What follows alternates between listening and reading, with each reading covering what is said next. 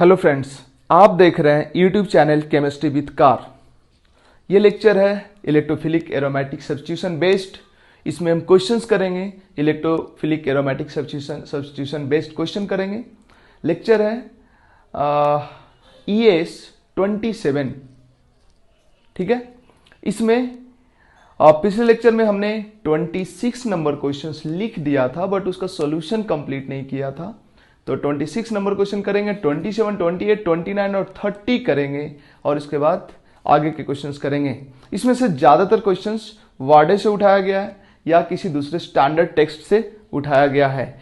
As it is questions जो हमने लिखा है, चांस बनता है as it is question advance में पूछा जाए, ओलंपियाड में, नीट में पूछा जाए। ज्यादातर क्वेश्चंस नोट से ही होगा, एडवांस में भी। नीट में तो होगा ही, एडवांस में भी होगा और KVPY में भी होगा। इनफैक्ट ओलंपियाड का जो फर्स्ट स्टेज होगा उसमें भी ऑलमोस्ट क्वेश्चन हमारे नोट से होगा, देख लेना। ऐसे कैसे बोल रहे हो सर? क्योंकि पिछले एक्सपीरियंस के बेसिस पे बोल रहा हूं। पिछले साल भी ऐसा ही हुआ था और उसके पहले भी ऐसा ही हुआ था। देख लेते हैं।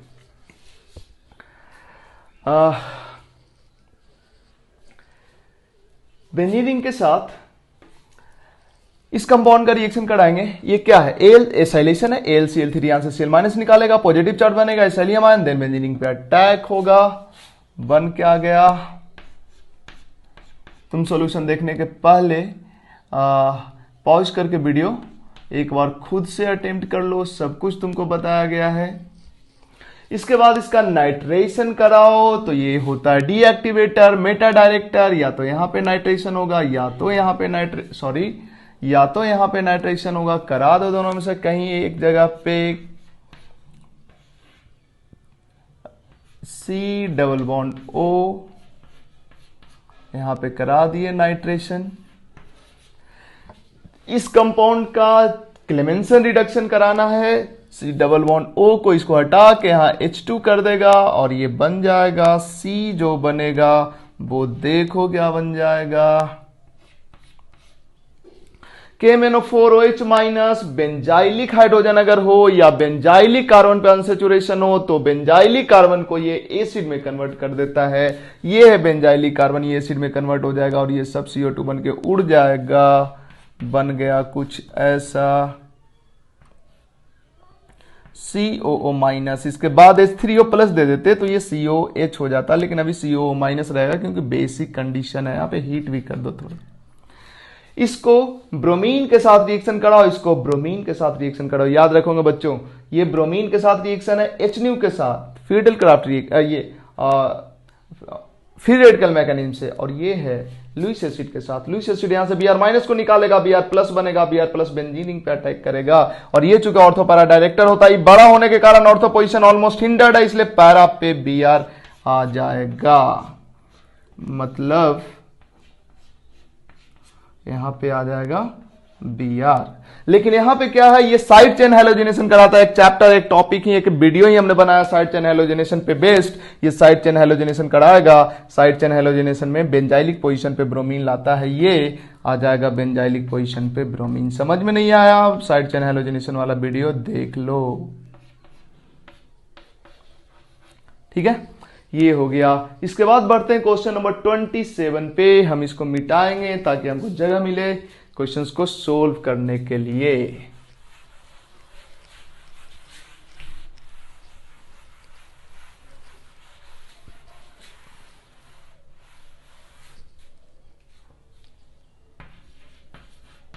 सॉरी, ये लेक्चर 22 लिखा हुआ है। लेक्चर 22 का मतलब क्या हुआ? एक्चुअली ये तो है ES 27 है ना, और ये 2 नहीं होना चाहिए, इसको हटा दो, इसको हटा दो। ये बेसिकली 2 लिखा होगा, ये 3 होना चाहिए। प्रॉब्लम कर रहे हैं ना, प्रॉब्लम बेस्ड। ये 3rd लेक्चर है। इसके पहले एक लेक्चर में प्रॉब्लम किए हैं और उसके पहले साइड चेन हैलोजिनेशन वाले में भी ढेर सारा प्रॉब्लम किए हैं, तो उसको हटाओ, उसका जरूरत नहीं है। तो ये हो गया। कहाँ भी तो और मिटाना पड़ेगा ना।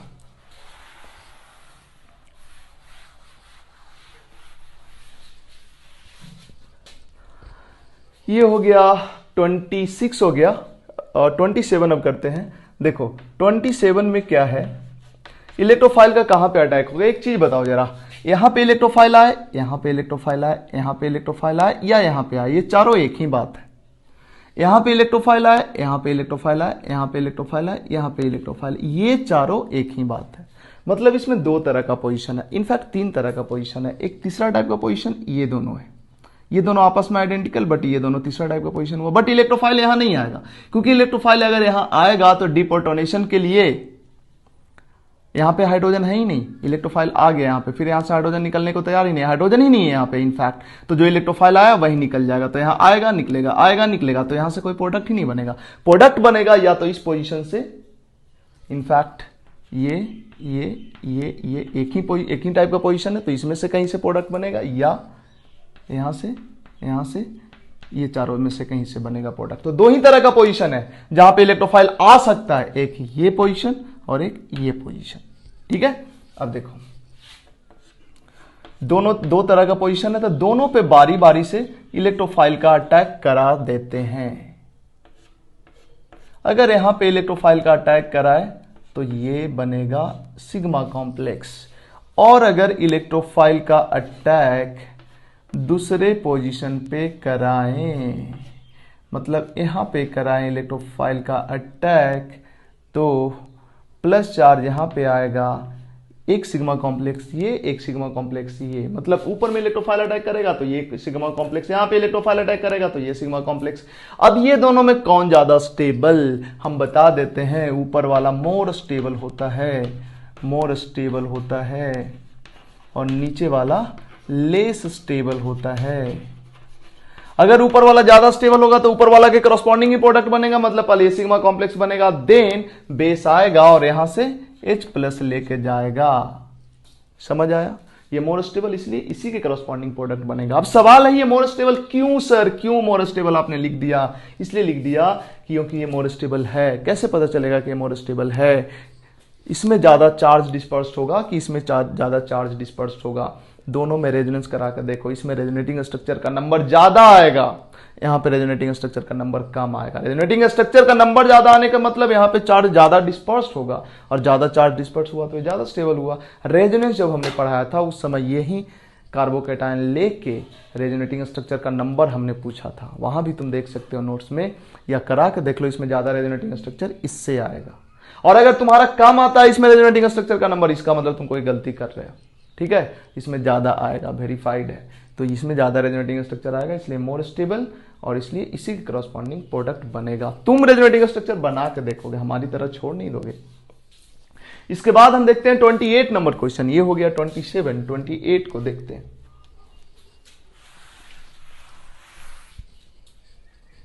अगर हम 28 नंबर को देखते हैं तो जरा गौर करो, ये दोनों में कौन ज्यादा रिएक्टिविटी टुवर्ड्स ES बताए हुए है, इसको बोलते हैं बेंजीन और ये है फ्यूरान। सॉरी, हाँ, ये बेंजीन है और ये फ्यूरान। फ्यूरान और बेंजीन में कौन ज्यादा रिएक्टिव? जरा गौर करो, जब इलेक्ट्रोफाइल फ्यूरान पे अटैक करेगा और बेंजीन पे अटैक करेगा, इलेक्ट्रोफाइल होता है इलेक्ट्रॉन लवर, इसको इलेक्ट्रॉन चाहिए होता है।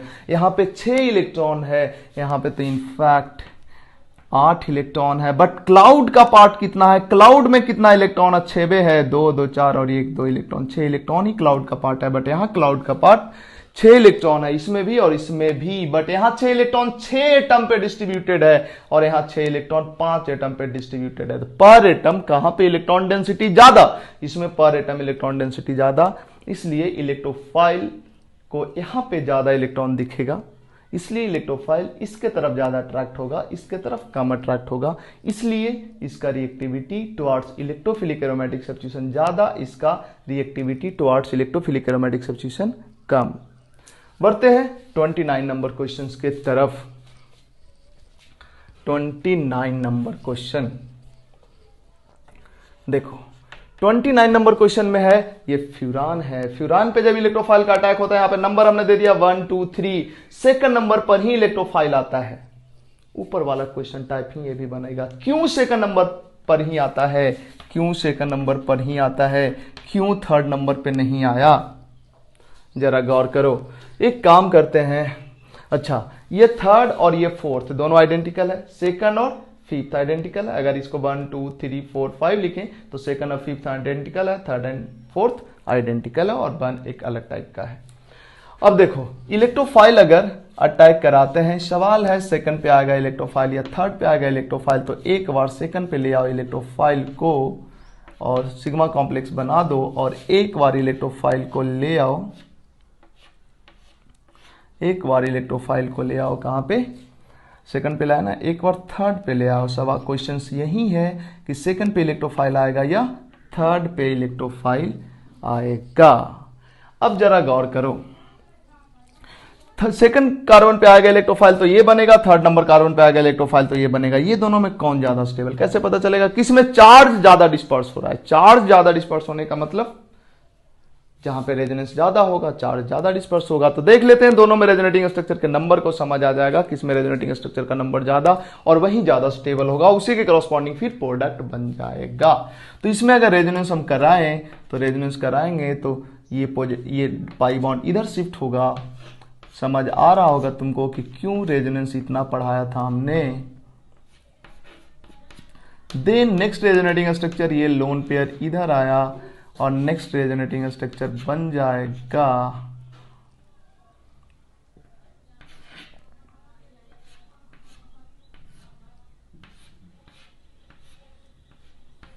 इधर इलेक्ट्रोफाइल और यहाँ पे प्लस चार्ज, ठीक है, और यहाँ पे डबल बॉन्ड। इसी तरह अगर इसमें रेजोनेटिंग स्ट्रक्चर को बनाएं अगर हम, तो यहाँ पे लोन पेयर है, लोन पेयर को इधर लाओ,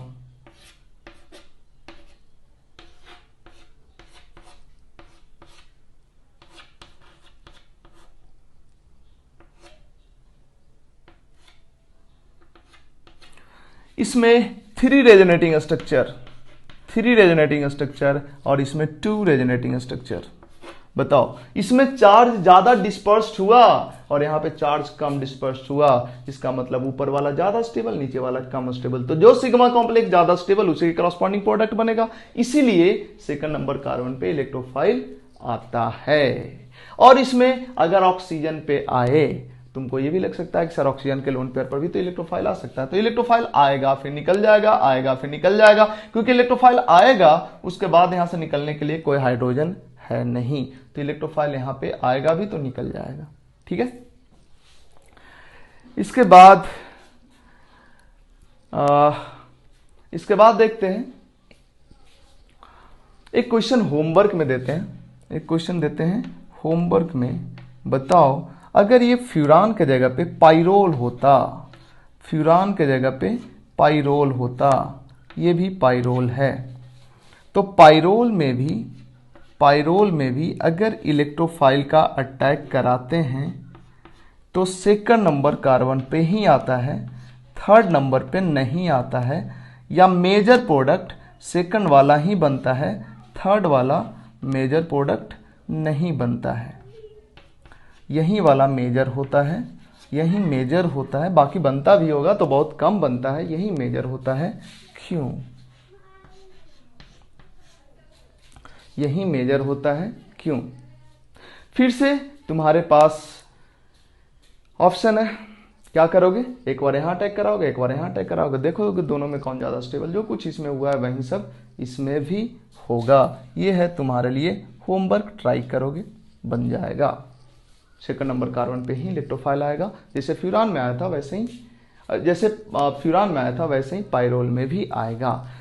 अब देखते हैं 30 नंबर क्वेश्चन, इंटरेस्टिंग। ये है फिनोल्फथलीन। फिनोल्फथलीन याद है कब पढ़ा था? फिनोल्फथलीन पढ़ा था फर्स्ट चैप्टर टाइट्रेशन में, और दूसरी बार इसका जिक्र हुआ था आयनिक इक्विलिब्रिया के लास्ट में। ठीक है, फिनोल्फथलीन एक कंपाउंड है जिसका टाइट्रेशन में एज ए इंडिकेटर यूज किया जाता है। एसिडिक मीडियम में ये कलरलेस होता है और बेसिक मीडियम में इसका कलर पिंक हो जाता है। ठीक है, हमने लिखा है यही फिनोल्फथलीन कंपाउंड बनता कैसे है? फिनोल्फथलीन बनता है थैलिक अनहाइड्राइड का रिएक्शन करा देते हैं फिनॉल के साथ, स्ट्रॉन्ग एसिड के प्रेजेंस में फिनोल्फथलीन बन जाता है। और ये फिनोल्फथलीन कलरलेस होता है, लेकिन अगर इसमें बेस मिला दोगे तो कलर इसका पिंक हो जाता है, और अगर उसी पिंक कलर फिनोल्फथलीन में एसिड फिर से मिला दिए तो वो कलरलेस हो जाता है। ठीक है, इसी को मैकेनिज्म से समझना है कि इससे ये कैसे बना, इससे ये कैसे बना। ये इंपॉर्टेंट हो सकता है एडवांस के लिए, और नीट के लिए चांसेस थोड़ा कम है, लेकिन नीट में भी कई बार ऐसा क्वेश्चंस पूछ दिया गया है। नीट का क्या दिक्कत है ना, नीट का दिक्कत है नीट में क्वेश्चंस का लेवल बहुत कम होता है, लेकिन नीट का कुछ क्वेश्चन ऐसा होता है जिसका लेवल अच्छा होता है। ये बहुत कम होता है, 45 क्वेश्चन में 2-3 क्वेश्चन होता है ऐसा, लेकिन होता है। ठीक है, जब एम्स होता था तो उसमें तो खूब बढ़िया लेवल रहता था एम्स का, पर नीट का लेवल डाउन रहता है, बट 2-3 क्वेश्चन अच्छा होता है, आउट ऑफ सिलेबस भी रहता है कई बार। तो लोग क्या सोचता है ना कि 2-3 को छोड़ दिया, इधर मेजोरिटी आसान है तो बोल देता अब आसान आसान आसान है, लेकिन नीट में नंबर भी तो ज्यादा लाना पड़ता है, इसलिए तुम 2-3 क्वेश्चन को भी इग्नोर नहीं कर सकते। ठीक है, तो देखते हैं क्वेश्चन नंबर 30। तुम अटेम्प्ट करो पॉज करके, और हम तब तक इसका सॉल्यूशन तैयार करते हैं। तुमसे नहीं होगा फिर हमारा सॉल्यूशन देख लेना।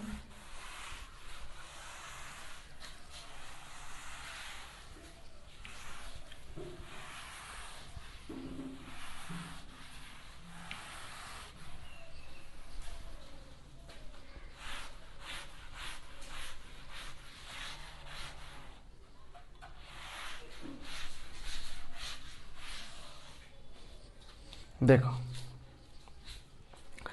इसको हमने बोला है थैलिक अनहाइड्राइड। क्यों बोला थैलिक अनहाइड्राइड?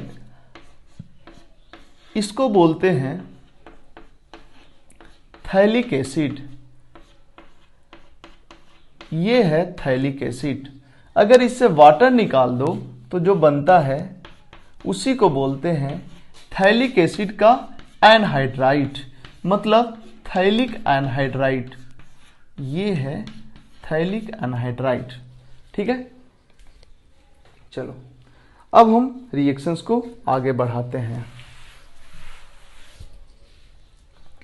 ध्यान देना, थैलिक एनहाइड्राइड लिया गया है, थैलिक एनहाइड्राइड लिया गया है।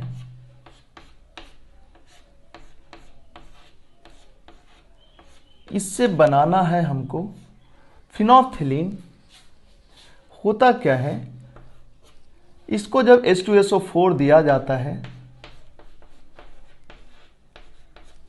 HSO4 और H मतलब H2SO4 है ये, है ना। इसका जो लोन पेयर है, ये लोन पेयर यहां से ले लेता है H प्लस को, और HSO4 माइनस बाहर हो जाता है। ठीक है, ये बाहर हो गया, H प्लस आ गया ऑक्सीजन पे, बन गया double bond O, H plus O double bond O। इसके बाद रेजोनेंस होता है और ये पाई बॉन्ड चढ़ जाता है ऊपर। ये बेंजीन रिंग रहा, ये रहा OH, और इधर ऑक्सीजन डबल बॉन्ड O।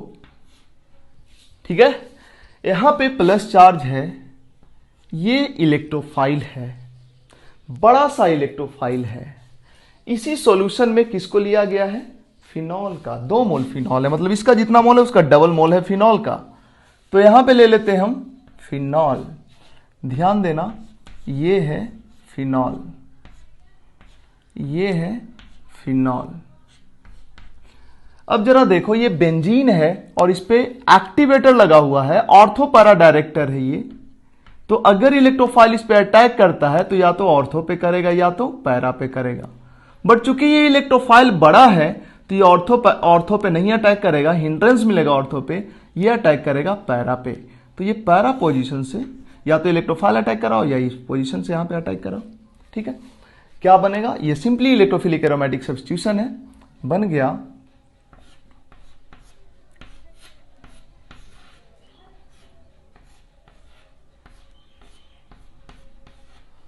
यहां पे OH और इधर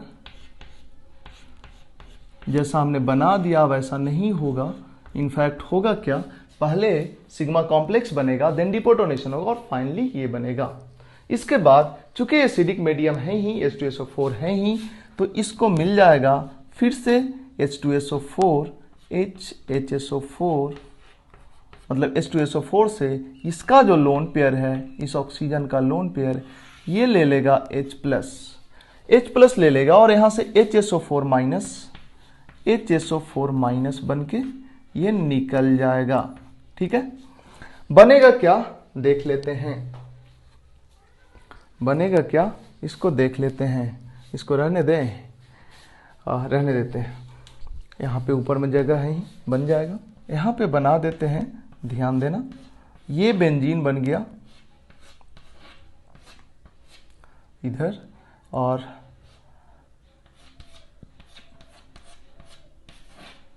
यहाँ पे OH, और यहाँ का जो ऑक्सीजन है इस पे आ गया प्लस चार्ज।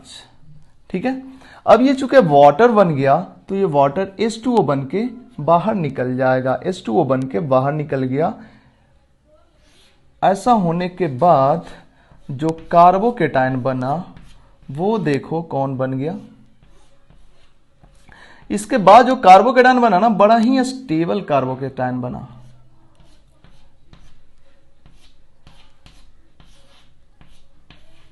देखो यहां पे कार्बोकेटायन बना और ये बड़ा ही स्टेबल बना। क्यों बना बड़ा ही स्टेबल?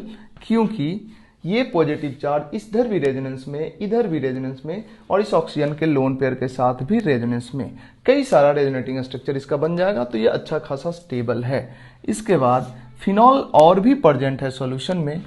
फिनॉल का मोल डबल लिया गया था थैलिक अनहाइड्राइड के रिस्पेक्ट में, तो फिनॉल का जो और भी मोल है, सोचो ये एक्टिवेटर, बेंजीन को एक्टिवेट किए हुए ऑर्थो पैरा डायरेक्टर है। ये ऑर्थो पोजीशन हिंडर्ड है थोड़ा, इसके कारण हिंडर्ड नहीं है। सोचो ये बहुत बड़ा ग्रुप नहीं है, लेकिन इलेक्ट्रोफाइल बहुत बड़ा है, इसलिए ऑर्थो पे नहीं आएगा, पैरा पे आएगा।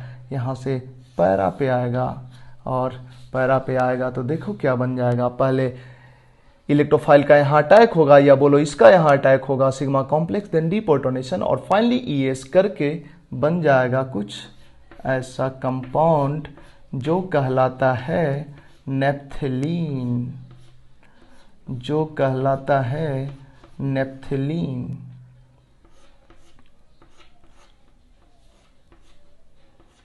यही है भाई नेप्थलीन, OH। इस कंपाउंड को अगर एसिडिक मीडियम में रखते हो तो ऐसा ही रहेगा, बट अगर ये कलरलेस होता है इस फॉर्म में, बट इसी को अगर बेस दे दिए, OH माइनस दे दिए, तो ये कलरलेस से कलर्ड हो जाता है। बेस करता क्या है, यहां से H निकालता है, फिनॉल का H एसिडिक होता है, फिनॉल का H एसिडिक होता है, दोनों H को निकालता है। दोनों H निकाल के देखो क्या बनेगा, बनेगा देखो ना कितना शोर करता है भाई, यहाँ पे लोग परेशान हो गए। बट क्या करे, लॉकडाउन में सब क्या करे, शोर नहीं करेगा बच्चा लोग तो करेगा क्या। इसीलिए डांटते भी नहीं किसी को, करो जितना शोर करना है। हम भी अपना आवाज तेज कर लेंगे और क्या, वही करते भी हैं।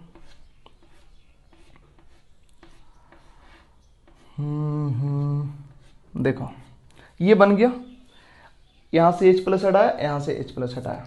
ठीक है, अब ये होता क्या है एक्चुअली, यहां से H+ हटने के बाद ये जो लोन पेयर है, यहाँ पे 3 लोन पेयर है, ये लोन पेयर रेजोनेंस में जाता है, और ये इधर आया,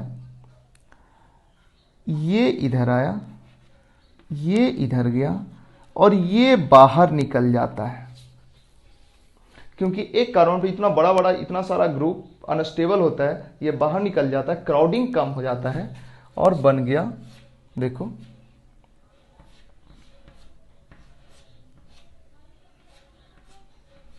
एक कार्बन पे ढेर सारा बड़ा ग्रुप होता है ना, तो वो अनस्टेबल होता है, 4 ग्रुप होता है। तो अगर उसको अनस्टेबल है मतलब मौका मिलेगा उसको 3 कार्बन करने का तो कर लेगा। सॉरी, एक कार्बन पे 4 ग्रुप है, बड़ा ग्रुप लगा हुआ है अगर, तो यहां पे हिंड्रेंस काफी ज्यादा है, रहेगा ऐसे। लेकिन अगर इसको मौका मिलेगा कार्बन का नंबर कम कर लेने का, कार्बन का नंबर बोल रहे हैं, इस ग्रुप पे, इस कार्बन पे ग्रुप्स का नंबर कम कर लेने का, तो वो कर लेगा, जो कि बेसिक मीडियम इसको प्रोवाइड कर दिया अपना कार्बन का नंबर, अपना ग्रुप का नंबर कम करने के लिए।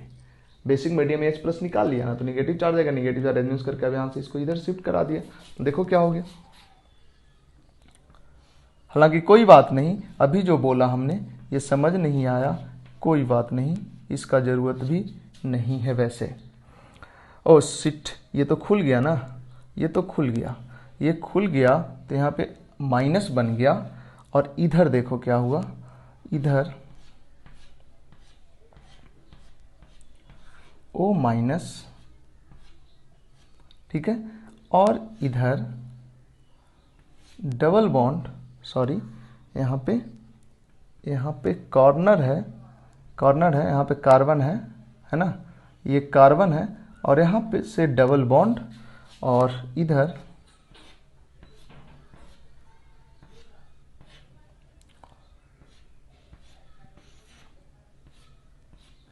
हाँ, ये है तुम्हारा पिंक कलर फिनोल्फथलीन। इनफैक्ट इसको भी फिनोल्फथलीन ही बोलते हैं, इसको भी फिनोल्फथलीन ही बोलते हैं। एसिडिक मीडियम में ऐसा रहता है और बेसिक मीडियम में ऐसा रहता है। एसिडिक मीडियम में ऐसा रहेगा, बेसिक मीडियम में ऐसा रहेगा। बेस दे दोगे तो पिंक में कन्वर्ट हो जाएगा, और इस पिंक को H प्लस दे देंगे, एसिडिक मीडियम दे देंगे, तो ये फिनोल्फथलीन का कलरलेस फॉर्म में कन्वर्ट हो जाएगा। ये है कलरलेस फॉर्म, ये है कलरलेस फॉर्म, और ये है पिंक कलर फॉर्म, ठीक है। तो ये था फिनोल्फथलीन का प्रिपरेशन, और फिनोल्फथलीन का कलर एसिडिक मीडियम में कलरलेस और बेसिक मीडियम में पिंक हो जाता है। क्यों हो जाता है ये हमने बताया, किस कंपाउंड के फॉर्मेशन के कारण पिंक हो जाता है। कई बार इसको पिंक डाई एनायन भी बोलते हैं, क्योंकि दो एनायन है इसमें, इसलिए pink dye anion.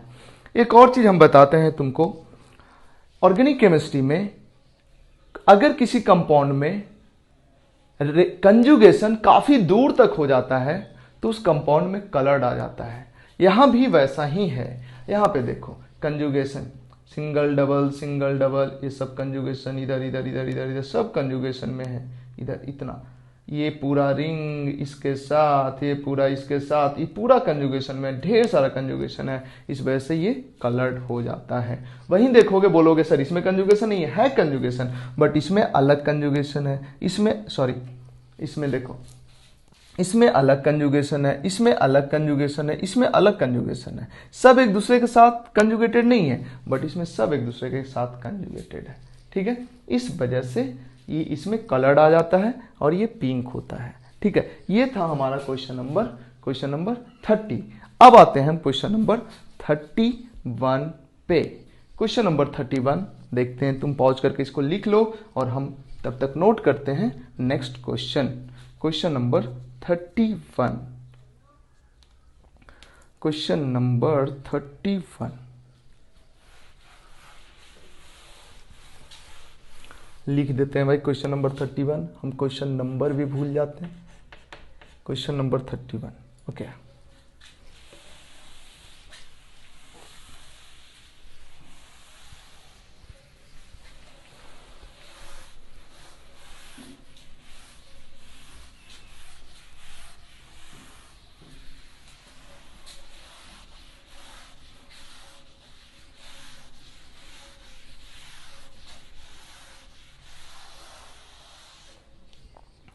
Question number 31, next question.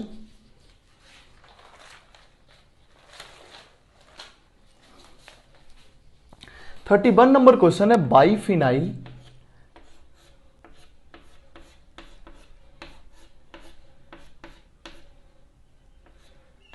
इसको बोलते हैं फिनाइल। ये हो गया, ये फिनाइल, बाइफिनाइल। इस पे अगर इलेक्ट्रोफाइल का अटैक कराएंगे तो इलेक्ट्रोफाइल कहां पे अटैक करेगा, ठीक है। इसके बाद सेकंड है, 32 नंबर क्वेश्चन, बड़ा इंटरेस्टिंग है ये क्वेश्चन। अगर बेंजीन के साथ NO जुड़ा रहे, ये ग्रुप हमने पहले कभी डिस्कस नहीं किया, इस पे इलेक्ट्रोफाइल अटैक करे तो इलेक्ट्रोफाइल का अटैक कहां पे होगा। एंड ये दो questions. And next question number 32 हो गया। क्वेश्चन नंबर 33, क्वेश्चन नंबर 33 आसान है। 33 नंबर क्वेश्चन है, एक बेंजीन रिंग ले लिया गया है और इसके साथ ले लिया गया है ये कंपाउंड अल्काइल हैलाइड और लुईस एसिड। प्रोडक्ट क्या बनेगा ये बताना है तुम्हें। और नेक्स्ट 33 में ही या 34 कर देते हैं, क्वेश्चन नंबर 34 भी सिमिलर है, सेम टाइप का क्वेश्चन है। एक बेंजीन है, बेंजीन का रिएक्शन करा दिया गया है एराइल हैलाइड के साथ और इसका रिएक्शन AlCl3 लुईस एसिड के प्रेजेंस में कराया गया है। ये हो गया 34। इसके बाद आते हैं 35 क्वेश्चन नंबर देखते हैं, या पहले इस 4 का आंसर कर लेते हैं, फिर बढ़ते हैं नेक्स्ट क्वेश्चन के तरफ। जरा समझना इन क्वेश्चंस को। क्वेश्चन क्या है?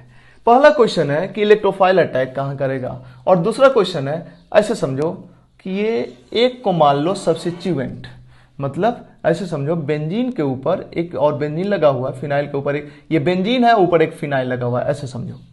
तो इस रिंग पे को ये रिंग एक्टिवेट करेगा या डीएक्टिवेट करेगा, और दूसरा इलेक्ट्रोफाइल जब आएगा तो किस कार्बन पे आएगा।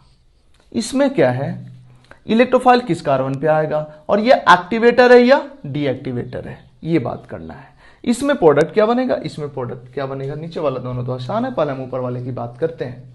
देखो सबसे पहली बात, इलेक्ट्रोफाइल कहां पे अटैक करेगा।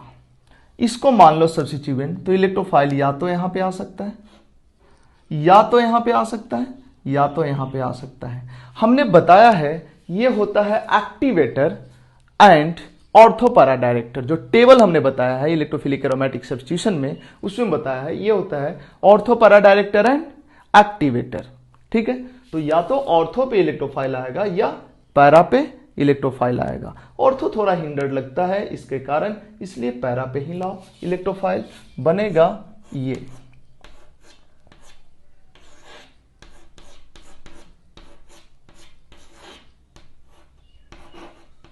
बन गया है ना। हालांकि इसके साथ थोड़ा ये भी बनेगा, कोई दिक्कत नहीं है, ये भी बनेगा। अब एक और चीज शायद हमने पहले भी बताया होगा कि ये ऑर्थोपैरा डायरेक्टर क्यों होता है।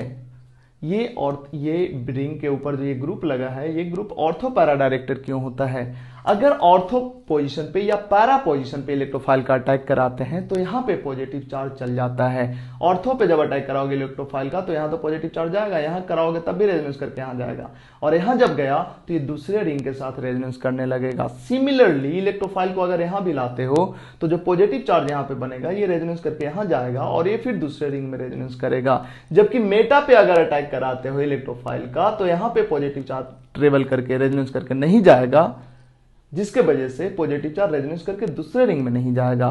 तो अगर ऑर्थो पैरा पोजीशन पे इलेक्ट्रोफाइल का अटैक कराते हो तो पॉजिटिव चार्ज अपने रिंग के साथ दूसरे रिंग में भी रेजोनेंस करने लगता है, जिसके वजह से रेजोनेटिंग स्ट्रक्चर का नंबर बढ़ जाता है, जिसके वजह से स्टेबिलिटी बढ़ जाता है कार्बोकेटायन का, सिग्मा कॉम्प्लेक्स का। मतलब इलेक्ट्रोफाइल अगर ऑर्थो पैरा पे अटैक करता है तो ज्यादा स्टेबल सिग्मा कॉम्प्लेक्स बनता है, जबकि पैरा पे अटैक करता है तो जबकि मेटा पे अटैक करता है तो कम स्टेबल सिग्मा कॉम्प्लेक्स बनता है। चलो हम बना के हम दिखा ही देते हैं।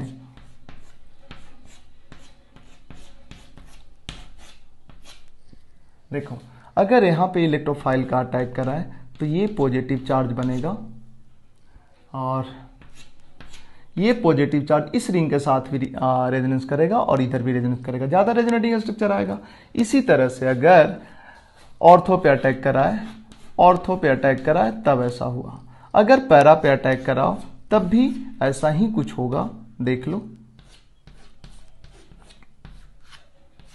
अगर पैरा पे इलेक्ट्रोफाइल को अटैक कराए तो यहां पे पॉजिटिव चार्ज आएगा, ये रेजोनेंस करके यहां पे पहुंचेगा, फिर इधर भी रेजोनेंस करेगा, इधर भी रेजोनेंस करेगा। ये हुआ पैरा का कंडीशन।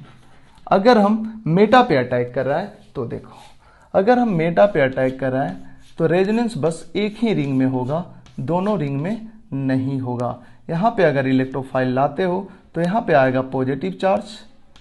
अब ये जो पॉजिटिव चार्ज आया है इस रिंग में तो रेजोनेंस करेगा, इस रिंग में नहीं करेगा क्योंकि रेजोनेंस करके यहाँ पे कभी नहीं आ पाएगा।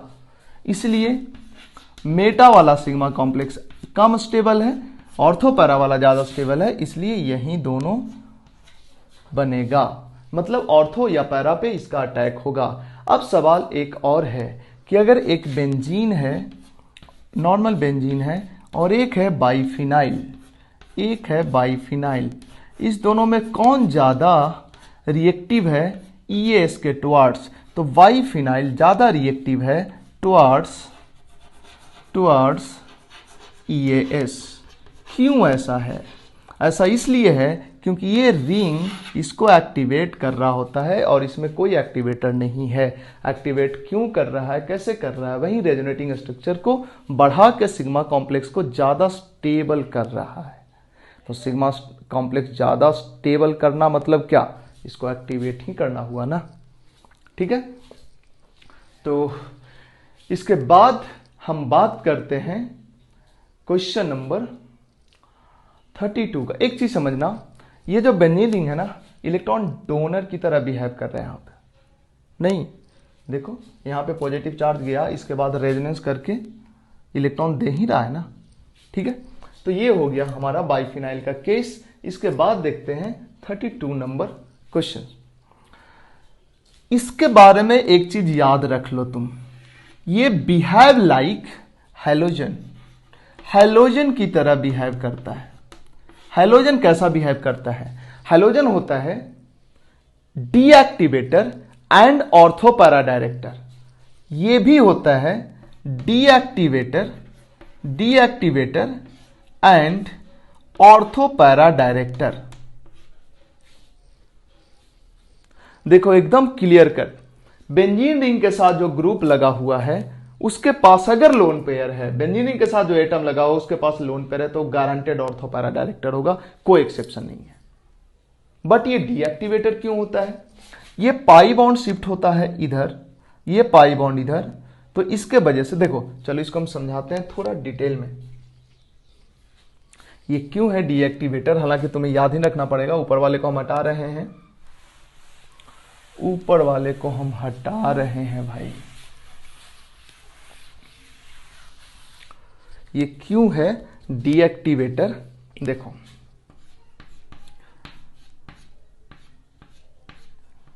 ये जो N है डबल बॉन्ड O,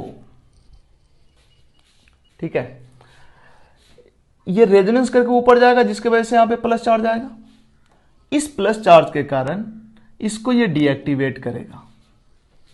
ठीक है, और दूसरी बात, यहां पे जो लोन पेयर है, ये लोन पेयर रेजोनेंस करके बेंजीन रिंग को इलेक्ट्रॉन देगा। तो बेंजीन रिंग के को इलेक्ट्रॉन देगा तो उतना इलेक्ट्रॉन नहीं देता है जितना इसका माइनस आई से इलेक्ट्रॉन ये विड्रॉ कर लेता है। मतलब इसका माइनस आई से इलेक्ट्रॉन विड्रॉ कर रहा है, रेजोनेंस से इलेक्ट्रॉन दे रहा है। यहां पे इंडक्टिव ही डोमिनेटिंग होता है हैलोजन की तरह। तो ओवरऑल तो ये हो गया इलेक्ट्रॉन विड्रॉइंग, लेकिन चूंकि इलेक्ट्रॉन दे रहा है रेजोनेंस के थ्रू और इलेक्ट्रॉन दे रहा है ऑर्थो पैरा को, तो ओवरऑल इलेक्ट्रॉन विड्रॉइंग है, हर जगह से इलेक्ट्रॉन खींच रहा है इंडक्टिव से, बट लौटा रहा है थोड़ा बहुत इलेक्ट्रॉन ऑर्थो पैरा को। इसलिए ऑर्थो पैरा पोजीशन पे इलेक्ट्रॉन का अमाउंट बाकी सबके रिस्पेक्ट में थोड़ा ज्यादा रहेगा। ठीक है, तो इलेक्ट्रोफाइल अगर इसमें अटैक करेगा तो इलेक्ट्रोफाइल कहां पे अटैक करेगा? ऑर्थो पैरा पोजीशन पे अटैक करेगा। बट ओवरऑल ये ग्रुप होता है डीएक्टिवेटर, क्योंकि हैलोजन की तरह इसका माइनस आई रेजोनेंस पे डोमिनेट करता है। बहुत डिटेल हम इस पे अभी बात नहीं किए। वजह यह है कि जब तुम हैलोजन का ऑर्थो पैरा डायरेक्टर नेचर और डीएक्टिवेटिंग नेचर ये जब हम डिस्कस किए थे, उसी से हमने लिंक कर दिया। जो कुछ हैलोजन में होता है वैसा ही यहाँ भी होता है। इसका माइनस आई, ये बॉन्ड इधर शिफ्ट हुआ, यहाँ प्लस चार्ज, जिसके वजह से नाइट्रोजन इसके बगल वाले कार्बन पे प्लस चार्ज आ गया, जिसके वजह से बहुत अच्छा डीएक्टिवेटर होता है। माइनस आई होता है, तगड़ा माइनस आई से इलेक्ट्रॉन को विड्रॉ किया और ये लोन पेयर के कारण प्लस आर से रेजोनेंस, प्लस आर से बेंजीन रिंग को एक्टिवेट किया, बट यही होता है डोमिनेटिंग, इसलिए ओवरऑल ये डीएक्टिवेटर की तरह बिहेव करता है। और चूंकि इलेक्ट्रॉन हर जगह से खींचा बट रेजोनेंस से ऑर्थो पैरा को कुछ इलेक्ट्रॉन लौटा दिया, जिसके वजह से ऑर्थो पैरा पे इलेक्ट्रॉन डेंसिटी घटता है बट कम से घटता है, जिसके वजह से इलेक्ट्रोफाइल अगर आएगा तो ऑर्थो पैरा पे ही आएगा। दूसरा क्वेश्चन कि अगर बेंजीन है और बेंजीन के साथ एक और नाइट्रोसो बेंजीन है, एनओ को बोलते हैं नाइट्रोसो ग्रुप, नाइट्रोसो बेंजीन है, नाइट्रो नहीं है, NO2 नहीं है, एनओ है। इस दोनों में किसका रिएक्टिविटी ज़्यादा? हमने बोला है ये होता है डीएक्टिवेटर, और इसमें कोई डीएक्टिवेटर नहीं लगा हुआ है, मतलब इसका रिएक्टिविटी ज़्यादा, reactivity towards EAS, reactivity towards EAS। ठीक है, ये भी तुम्हें ओलंपियाड KVPY में पूछ सकता है, एडवांस में पूछ सकता है, नीट में भी पूछ सकता है, बट चांसेस नीट का इसका कम है थोड़ा। ये था क्वेश्चन नंबर 32। इसके बाद आते हैं क्वेश्चन नंबर 33। ये तो सिंपल है, AlCl3। देखो 33 को करते हैं, इसको हम हटा लेते हैं, पहले खाली कर लेते हैं बोर्ड को।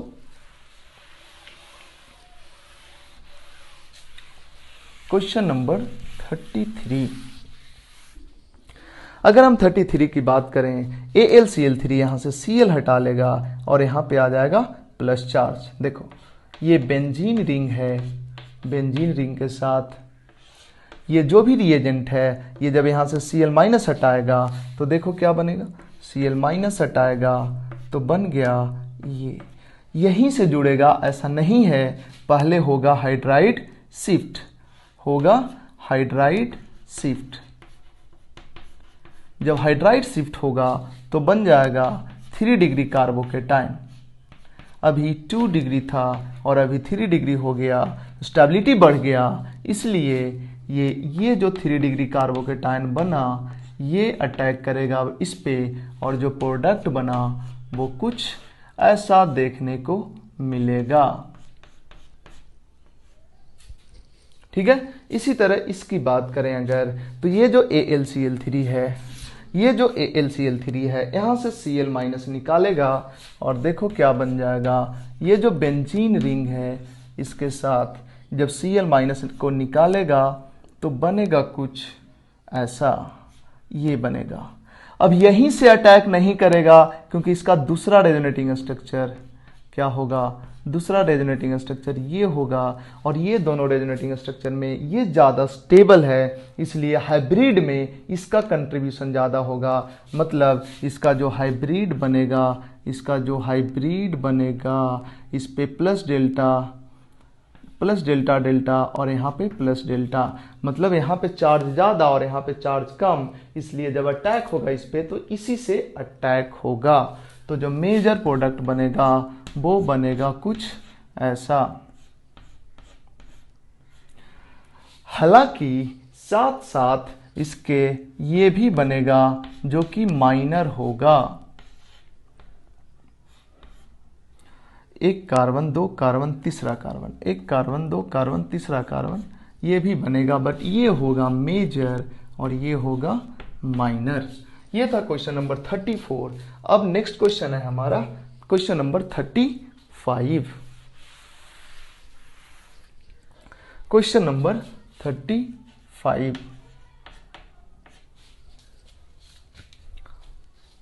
तुम इसको कॉपी कर लो, हम इसको मिटाते हैं और बढ़ते हैं क्वेश्चन नंबर 5 के तरफ।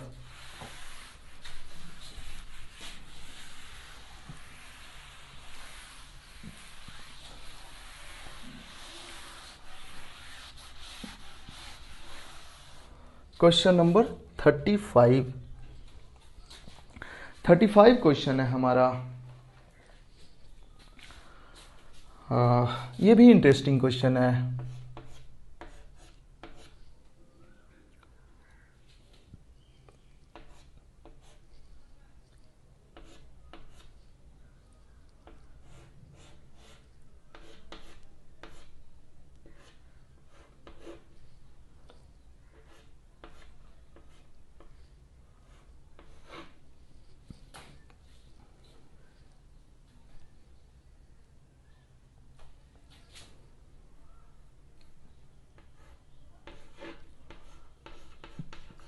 ये है और इसको दे दिए हैं H2SO4, इसको दे दिए H2SO4 और बन गया है कुछ ऐसा।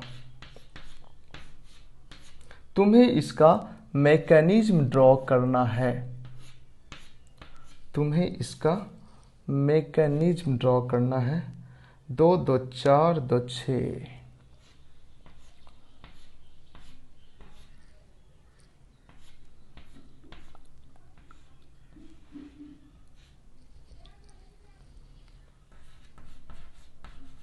ये कंपाउंड बनाना है, इसका मैकेनिज्म ड्रॉ करना है। क्वेश्चन नंबर 36 क्या है इसको समझो। 36 है, ये है और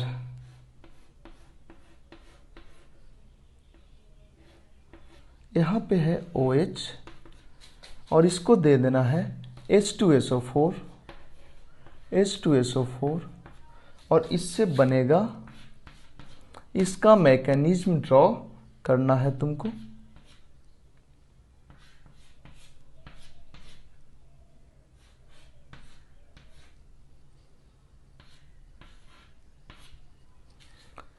इसका मैकेनिज्म ड्रॉ करना है। ये है 36 and next question 37। Next question 37 number question है। एक बेंजीन रिंग है, इसका रिएक्शन करा दिए हैं। अल्काइल हैलाइड जो इनएंसोमेरिकली प्योर है, लुईस एसिड ले लेते हैं। लुईस एसिड के प्रेजेंस में रिएक्शन कराते हैं तो जो प्रोडक्ट बनता है ऑप्टिकली इनएक्टिव बनता है। इसको एक्सप्लेन करना है या ये जो प्रोडक्ट है ऑप्टिकली इनएक्टिव कैसे है, क्यों है, इसको बताना है। इसके बाद क्वेश्चन नंबर 38। क्वेश्चन नंबर 38 क्या है। एक पेस्टिसाइड होता है DDT कैसे बनता है वो रिएक्शन हम लिखते हैं और तुम्हें इसका मैकेनिज्म लिखना है। एराइल हैलाइड है 2 मोल और इसके साथ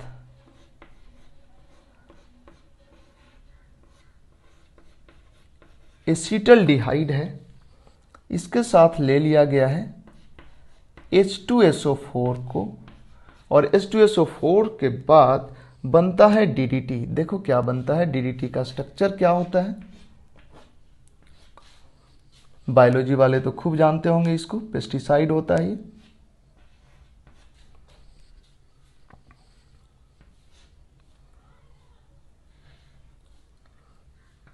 CCl3 नीचे में H एंड जब हम एराइल हैलाइड पढ़ाएंगे, alkyl halide and aryl halide 12th में, तब भी इस पे थोड़ा डिस्कशन होगा। ये है DDT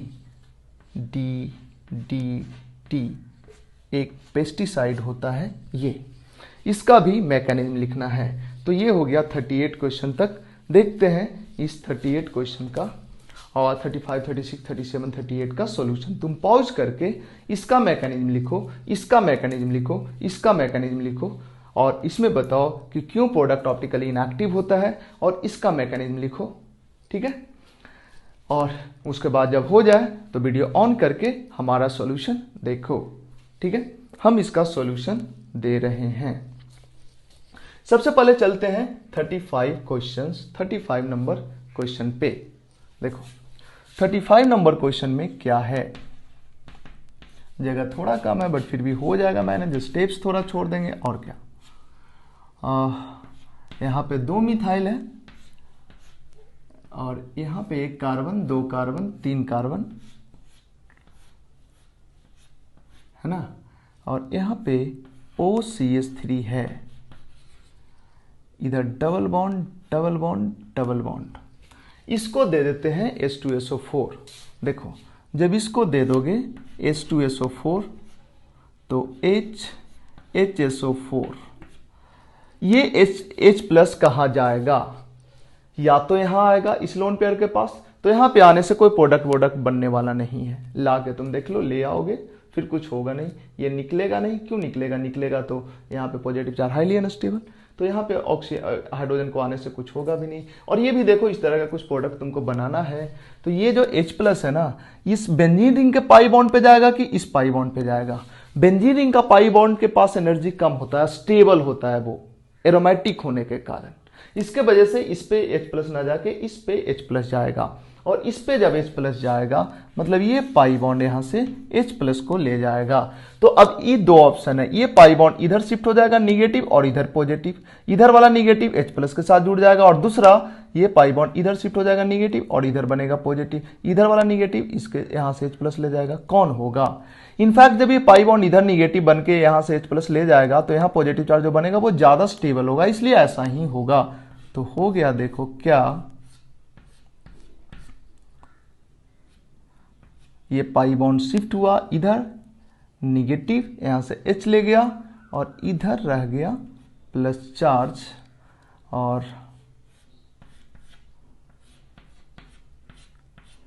और एक चीज और समझना, सॉरी OCH3 यहां पे है।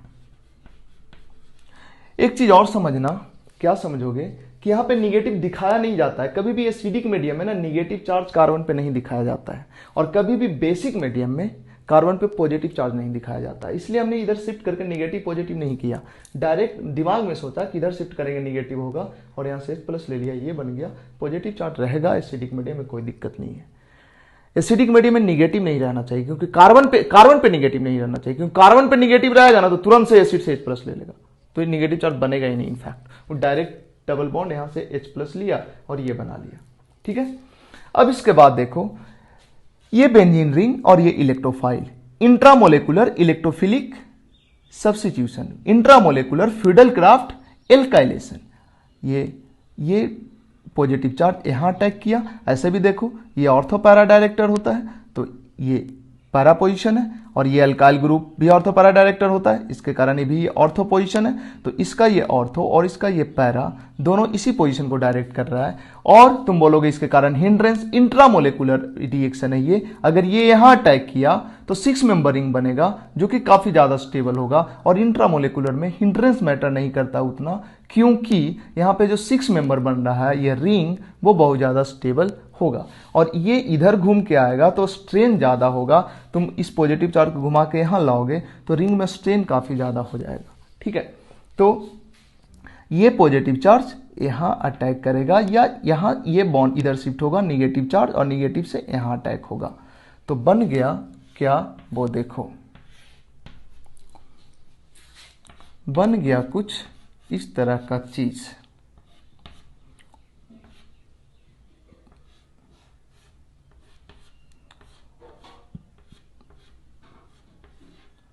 OCH3 और यहाँ पे आ गया पॉजिटिव चार्ज, और ये यहाँ से बॉन्ड बन गया, ये बन गया। अब देखो, इसी को तुम सीधा कर लो थोड़ा, इसको अगर तुम, अच्छा एक और चीज़, इधर बेंजीन रिंग है ना, तो यहाँ पे डबल बॉन्ड, यहाँ पे डबल बॉन्ड, इसी को अगर हम थोड़ा सीधा करके लिख लें तो ये 6 मेंबर रिंग है, ये 6 मेंबर रिंग है। और ये देखो 1 2 3 4 5 6, ये भी 6 मेंबर रिंग है। इसके बाद 2 कार्बन, तीसरा चौथा कार्बन बेंजीन रिंग का पार्ट है। इसके बाद 2 कार्बन, तीसरा चौथा कार्बन बेंजीन रिंग का पार्ट है। यहाँ पे पॉजिटिव चार्ज है और यहाँ पे पॉजिटिव चार्ज है, देखो यहाँ पे पॉजिटिव चार्ज है, और इसके बगल में यहाँ पे डबल बॉन्ड, यहाँ पे डबल बॉन्ड, और यहाँ पे पॉजिटिव चार्ज, उसके बगल के बगल पे OMe, इसके बगल के बगल पे यहाँ पे OMe है, OMe है ना, और यहाँ पे पॉजिटिव चार्ज। अब इसके बाद क्या होगा, डिप्रोटोनेशन होगा। जो भी बेस होगा, बेस कहाँ से आया, H2SO4 से H प्लस लिया था, HSO4 माइनस, HSO4 माइनस तो निकल ही गया था ना, यही बेस है समझो। ये बेस क्या करेगा, यहाँ से H प्लस लेगा, यहाँ पे H है जो H प्लस को निकाल लेगा, और यहाँ पे फिर से डबल बॉन्ड बन जाएगा, और यहाँ पे डीप्रोटोनेशन के बाद HSO4 माइनस यहाँ से H प्लस निकालेगा और बन जाएगा जो प्रोडक्ट बनाना था, आई थिंक बन गया। एक कार्बन, दो कार्बन, तीन कार्बन, एक दो तीन कार्बन यहां पे बना है।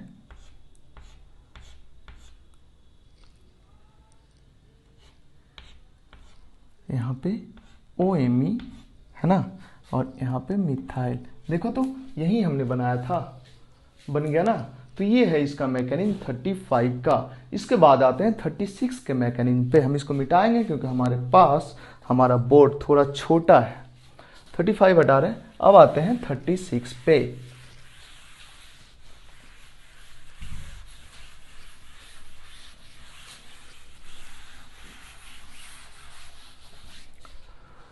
थर्टी सिक्स नंबर क्वेश्चन में क्या है, H2SO4 दिए हैं और इससे ये बना है।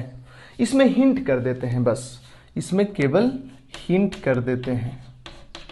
36 का हिंट है। H2SO4 को यहाँ पे ले जाओ, H प्लस जाएगा, H2O बना के बाहर निकाल दो, यहाँ पे पॉजिटिव चार्ज आएगा। और फिर मिथाइल का शिफ्टिंग करा दो, यहाँ पे पॉजिटिव चार्ज आएगा। और इस पॉजिटिव चार्ज को इंट्रामोलिकुलर एल्काइलेशन करा दो। कहाँ अटैक करा दो, यहाँ पे अटैक करा दो। ये भी ऑर्थो पैरा डायरेक्टर, तो इसके लिए ऑर्थो पोजीशन, पैरा पोजीशन हो गया। और ये वाला चेन भी ऑर्थो पैरा डायरेक्टर, तो इसके लिए भी ऑर्थो पोजीशन ये। और ये 6 मेंबर रिंग भी बनेगा, इसलिए अटैक बड़े आराम से होगा।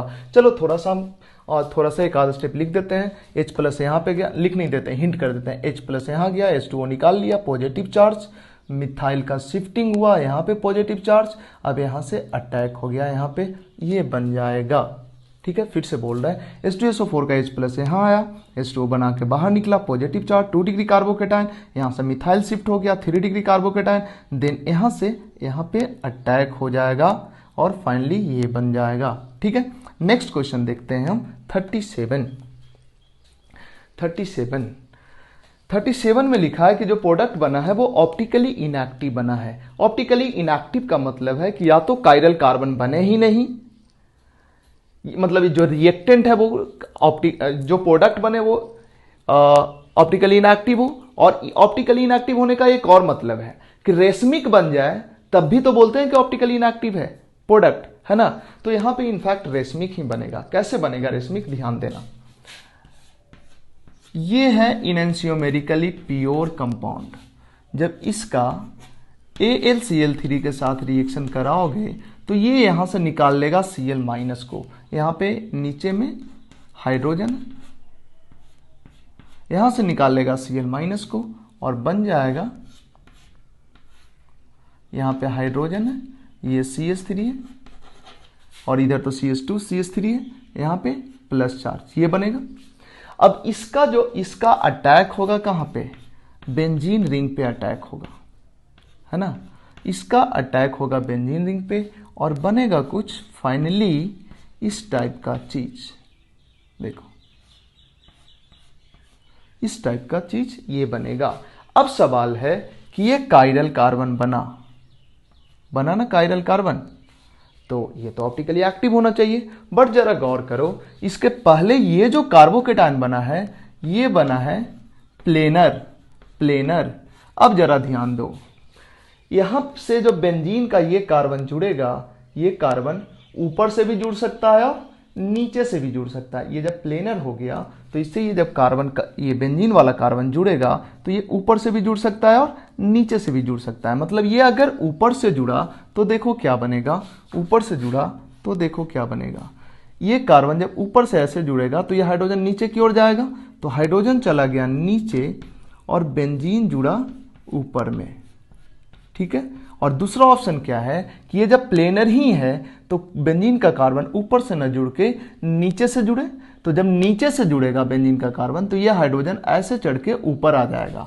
मतलब दूसरा बन जाएगा, इसको डैश पे किए थे तो इसको बेज पे करना चाहिए था, हाँ। तो इस बार डैश पे आ जाएगा बेंजीन और बेज पे आ जाएगा हाइड्रोजन। तो ये दोनों बनेगा, इसका प्रोडक्ट ये दोनों होगा। इसका कॉन्फ़िगरेशन अगर चेक करो तो जो कुछ भी आएगा इसका कॉन्फ़िगरेशन उसका उससे अलग आएगा। ये दोनों क्या है? ये दोनों रेशमिक है, रेशमिक। और मेरे को बताओ कि इस दोनों को का बनने का प्रोबेबिलिटी 50-50%, मतलब 50% ये बनेगा और 50% ये बनेगा। और दो रेशमिक मिक्स, दो इनएंशियोमेरिक, ये इसका इनएंशियोमर ये है, इसका इनएंशियोमर ये, मतलब ये दोनों इनएंशियोमेरिक पेयर है। 50-50% अगर दो इनएंशियोमर्स है, एक डेक्स्ट्रो और एक लिबो, और ये दोनों 50-50% है, तो इसी का मिक्सचर तो रेशमिक कहलाता है। और रेशमिक क्या होता है? Optically inactive. तो इस केस में जो प्रोडक्ट बना वो रेसिमाइजेशन के कारण ऑप्टिकली इनएक्टिव होगा। ठीक है, तो ये था 37। अब हम देखते हैं डीडीटी का प्रिपरेशन 38। इसको हम हटाते हैं, जगह कम है इसलिए।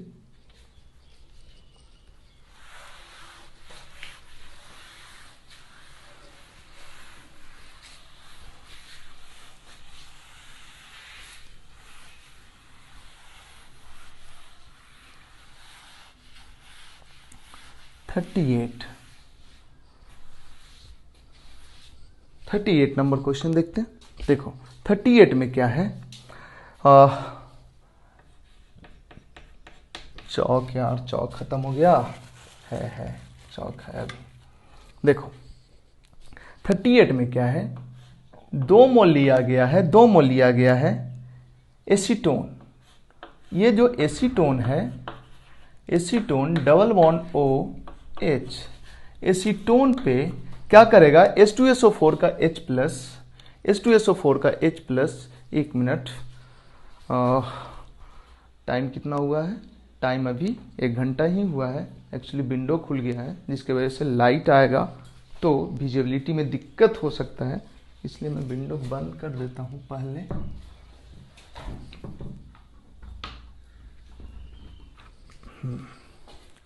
देखते हैं।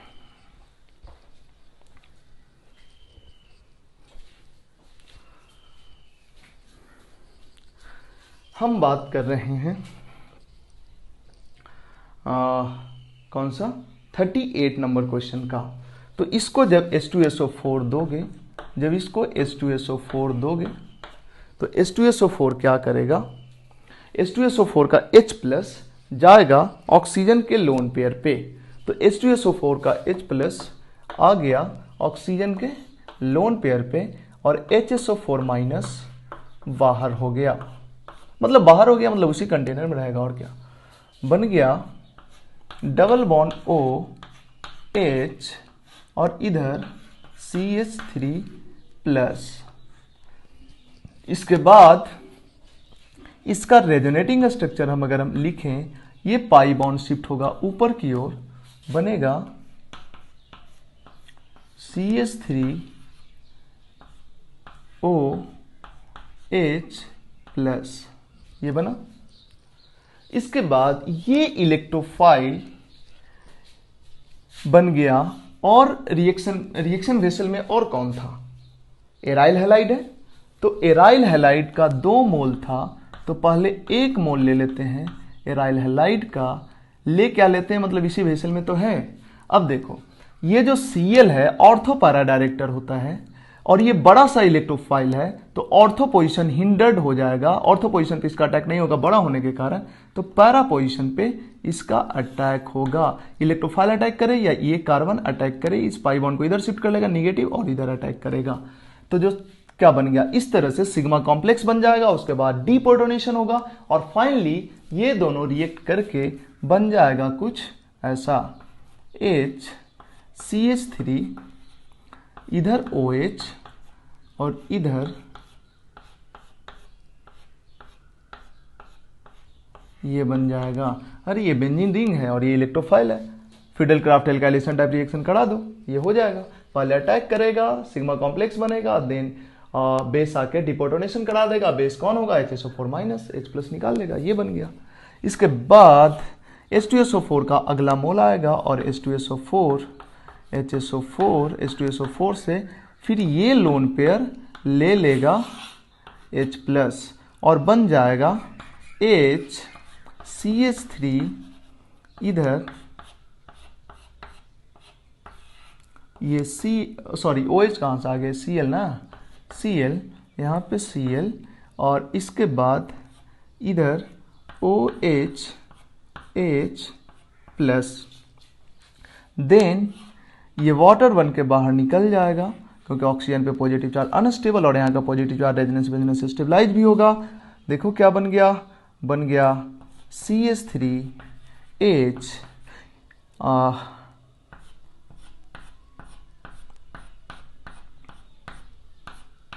ये बन गया यहाँ पे पॉजिटिव चार्ज, फिर से इलेक्ट्रोफाइल बन गया। अब इसका अटैक होगा क्लोरोबेंजीन के दूसरे मोलेकुल पे, डबल मोल लिए थे ना क्लोरोबेंजीन का, फिर से अटैक होगा सिग्मा का, ये पाई बॉन्ड इधर शिफ्ट होगा, सॉरी ये पाई बॉन्ड इधर शिफ्ट होगा, निगेटिव चार्ज इधर पॉजिटिव चार्ज, निगेटिव चार्ज के साथ इसका बॉन्ड बनेगा, सिग्मा कॉम्प्लेक्स बन गया, देन डिपोटोनेशन हो जाएगा। और ये ऑर्थो पैरा डायरेक्ट होता भी है, तो जब भी इलेक्ट्रोफाइल आएगा तो इसका पैरा पे आएगा या ऑर्थो पे आएगा। ऑर्थो पे हिंड्रेंस होगा क्योंकि ये बड़ा ग्रुप है इसलिए पैरा पे आएगा। और फाइनली इलेक्ट्रोफिलिक एरोमेटिक सब्स्टिट्यूशन करते हुए बन जाएगा ये,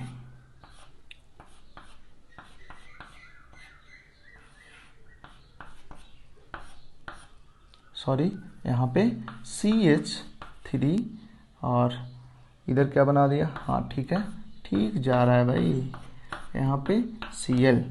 ये देखो ये दोनों एक ही चीज़ है ना, एक कार्बन पे ये ग्रुप ये ग्रुप, उसी कार्बन पे ये ग्रुप CH3H, ये है DDT। ठीक है, तो ये था DDT का प्रिपरेशन। क्वेश्चन नंबर 38 ये कुछ सिमिलर था, किसके जैसा था, फिनोल्फ्थेलीन इंडिकेटर का जो फार्मूला हमने बनाया था, फिनोल्फ्थेलीन इंडिकेटर बनाया था हमने मैकेनिज्म के थ्रू, उसी तरह का मैकेनिज्म DDT में भी है। ये थोड़ा अलग था, क्या करो एसीटोन है तो उस पर H प्लस जाएगा ऑक्सीजन पे और उसके बाद इलेक्ट्रोफाइल बन जाता है, और ये इलेक्ट्रोफाइल इलेक्ट्रोफिलिक सब्स्टिट्यूशन कराया, देन अगेन H2SO4 का H प्लस OH पे आ गया, H2O निकल गया, फिर से इलेक्ट्रोफाइल बन गया, फिर क्लोरोबेंजीन के दूसरे मोल के साथ फिर से इलेक्ट्रोफिलिक एरोमेटिक सब्स्टिट्यूशन करा दिया, DDT बन गया। अब आते हैं क्वेश्चन नंबर 39 के तरफ। Question number 39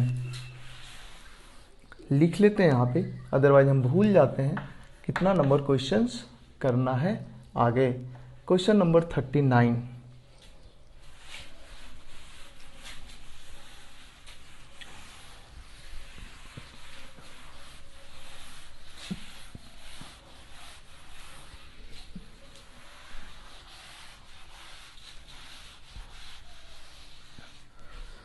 question number 39 number question क्या है वो देखो। ये एक बेंजीन है और बेंजीन के साथ रिएक्शन कराना है,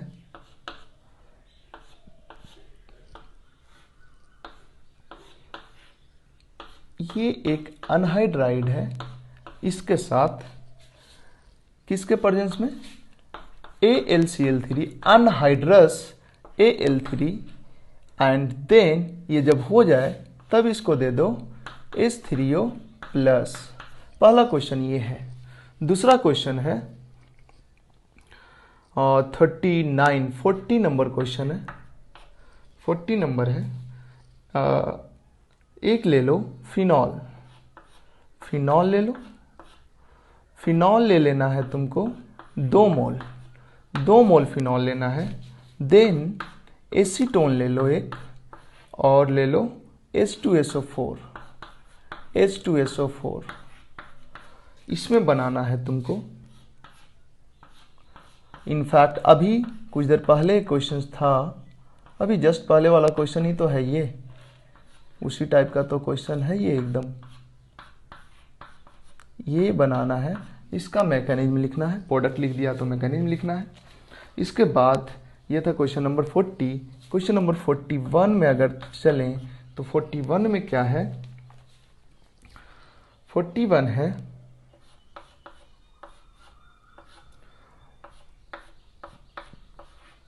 ये है, यहाँ पे 2 मिथाइल ग्रुप है, इसको H2SO4 दे देते हैं, H2SO4, और H2SO4 लेने के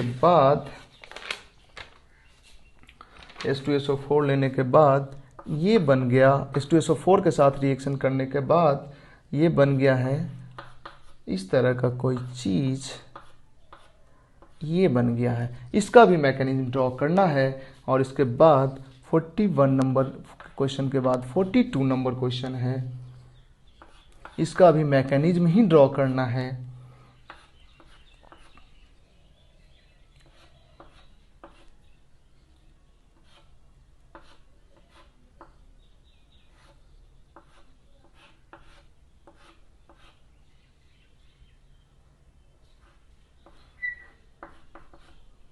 OH है, इधर डबल बॉन्ड है, यहाँ पे डबल बॉन्ड है और यहाँ पे है OR। इसको दे दो कोई लुईस एसिड दे दो या दे दो कोई भी प्रोटॉन एसिड HA, मतलब जो H+ दे सके। ये बन जाता है कुछ ऐसा, ये बन जाता है कुछ ऐसा।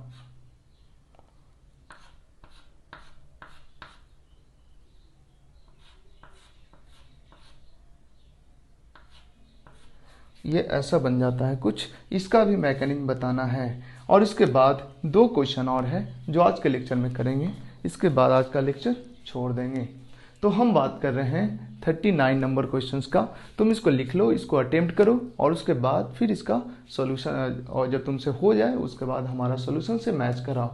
पहला नंबर क्वेश्चन तो काफ़ी आसान है, हिंट कर देते हैं। पहला नंबर में AlCl3 क्या करेगा, नहीं कर ही देते हैं। देखो ये क्या है, पहला नंबर तो फिडेलक्राफ्ट एसाइलेशन है। इसके साथ जब AlCl3 फिडेलक्राफ्ट एसाइलेशन देख लेना, इस तरह क्वेश्चन मिल जाएगा।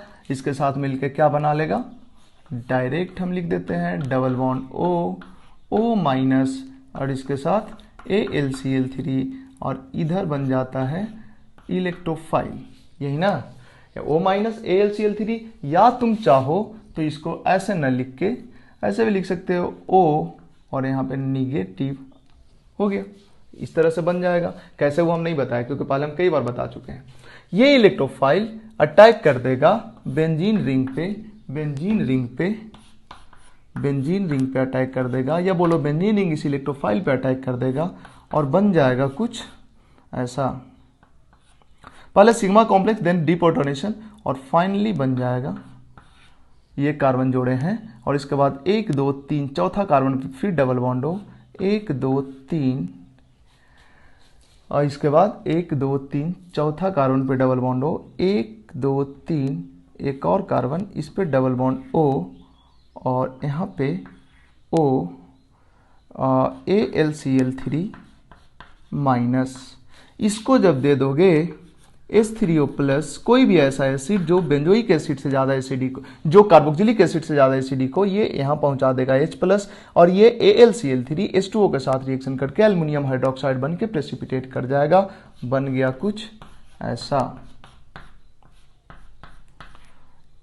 1 कार्बन 2 कार्बन 3 कार्बन 4 कार्बन, 1 2 3 1 2 3 4 और यहाँ पे OH। देखो यही बन जाएगा, है ना। इसके बाद बढ़ते हैं हम क्वेश्चन नंबर 40 के तरफ। 40 नंबर कैसे बनेगा, 39 हो गया।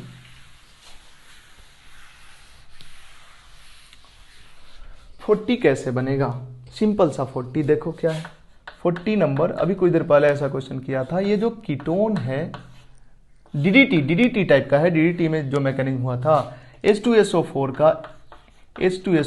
का जो H+ है, ये यहाँ से ले लिया H+ को और ये बन गया O+, देन रेजोनेंस करके ये पाई बॉन्ड ऊपर शिफ्ट हुआ और ये बन गया OH+ चार्ज। अब इसका क्या हो गया, जो फिनॉल है इसके साथ इलेक्ट्रोफिलिक एरोमेटिक सब्स्टिट्यूशन, ये aromatic ring ortho para director, ortho position पे ये बड़ा ग्रुप होने के कारण हिंड्रेस होगा, पैरा पे अटैक करेगा, पैरा पे इसको अटैक कराओ या यहां से इसका अटैक कराओ, क्या बन गया OH और इधर OH। इसके बाद H2SO4 तो अभी है ही, H2SO4 तो अभी है ही, H2SO4 का H प्लस HSO4, ये जो लोन पेयर है, ये लोन पेयर फिर यहाँ से H प्लस को ले गया। तुमको लगेगा कि ये लोन पेयर क्यों नहीं ले जाएगा, ये भी ले जाएगा, बट ये ले जाएगा तो यहाँ से H2 बन के निकलेगा नहीं, क्योंकि इस कार्बन पे sp2 कार्बन पे पॉजिटिव चार्ज हाईली अनस्टेबल, तो यहाँ पे H प्लस जाके भी जाएगा आएगा जाएगा आएगा, कोई प्रोडक्ट नहीं बनाएगा। बट यहाँ अगर गया तो देखो क्या बन जाएगा, यहाँ अगर गया तो OHH प्लस और ये निकल जाएगा वाटर बन के, देखो क्या बन जाएगा,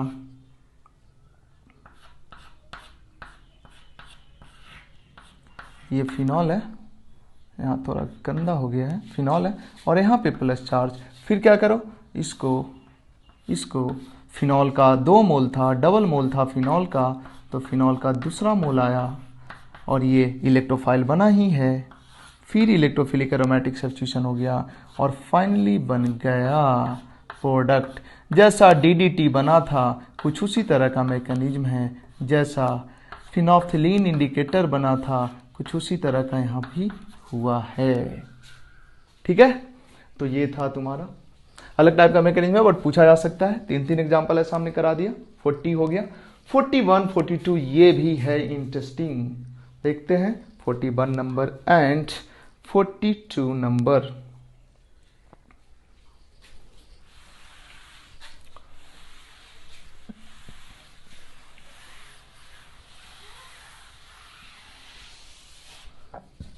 फोर्टी हो गया, 41 देखते हैं, ये है इंटरेस्टिंग 41। देखो क्या होगा, डबल बॉन्ड, ये क्वेश्चन वार्डे में भी है, क्लेडन में भी है। अगर इसको HSO4 माइनस H2SO4 से इसका लोन पेयर क्या ले लिया, H प्लस ले लिया। ठीक है, लोन पेयर ले लिया H प्लस, बन क्या गया वो देखो, बन गया डबल बॉन्ड O, यहाँ पे H प्लस और इधर डबल बॉन्ड, इसमें करा दो रेजोनेंस, ये बॉन्ड ऊपर शिफ्ट हुआ, ये बॉन्ड इधर शिफ्ट हुआ। देखो क्या बन गया, बन गया OH और यहाँ पे डबल बॉन्ड, यहाँ पे डबल बॉन्ड, यहाँ पे प्लस चार्ज। अब क्या होगा, अब होगा यहाँ पे 2 डिग्री कार्बोकेटाइन, और अगर ये पॉजिटिव चार्ज यहाँ चल जाता तो 3 डिग्री हो जाता, ये मिथाइल का शिफ्टिंग हो जाता है, यहाँ पे methyl shifting, CH3 shift, methyl का शिफ्टिंग हो गया, क्या बन जाएगा, मिथाइल का शिफ्टिंग हो गया भाई, और बन जाएगा यहाँ एक मिथाइल आ गया, यहाँ पॉजिटिव चार्ज आ गया। ठीक है, ये बन गया। अब तुम बोलोगे नहीं सर यहाँ रेजोनेंस था, यहाँ भी रेजोनेंस है ना, तो मिथाइल का शिफ्टिंग होने से कार्बोकेटाइन रेजोनेंस में था, रेजोनेंस में ही है, और एक साथ एक एडवांटेज और मिल गया कि 2 डिग्री से 3 डिग्री कार्बोकेटाइन बन गया, इसलिए ऐसा होगा। इसके बाद यहाँ से जो HSO4 H प्लस दिया था और HSO4 माइनस बन के निकला था, ये बेस की तरह रोल प्ले करेगा और यहाँ से H प्लस को निकालेगा, मतलब HSO4 माइनस यहाँ से H प्लस को निकालेगा, H2SO4 बन के बाहर हुआ और H प्लस निकाला तो माइनस प्लस बॉन्ड बन गया। क्या बन गया देखो, ठीक है, ये बन गया। अब इसी टाइप का एक क्वेश्चन देते हैं हम होमवर्क में। अगर ये है कंपाउंड डबल बॉन्ड O और यहाँ पे डबल बॉन्ड और इधर कुछ ऐसा है, ध्यान देना ऐसा है, और इसको दे देते हैं H प्लस या H2SO4। ठीक है, डाइल्यूट H2SO4 दे देते हैं इसको, या H2SO4 दे देते हैं, और इसमें तुमको बनाना है, ये बनाना है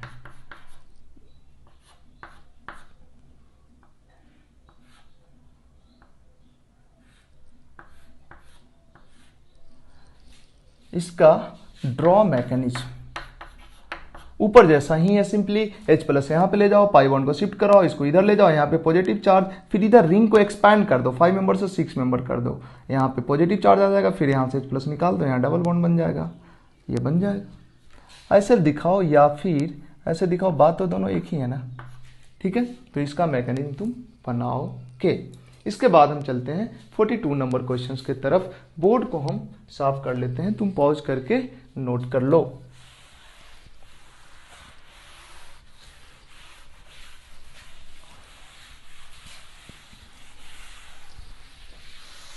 नंबर क्वेश्चन, 42 नंबर में देखो बड़ा इंटरेस्टिंग है, थोड़ा बड़ा करके हम लिखते हैं और ज़्यादा मैकेनिज्म नहीं लिखेंगे, डायरेक्ट केवल स्टेप्स बता देंगे हम तुमको, तुम खुद से बना लेना, या समझ गए तब भी ठीक है, बनाने का वैसा कुछ ज़रूरत नहीं है, समझा हुआ होना चाहिए बस।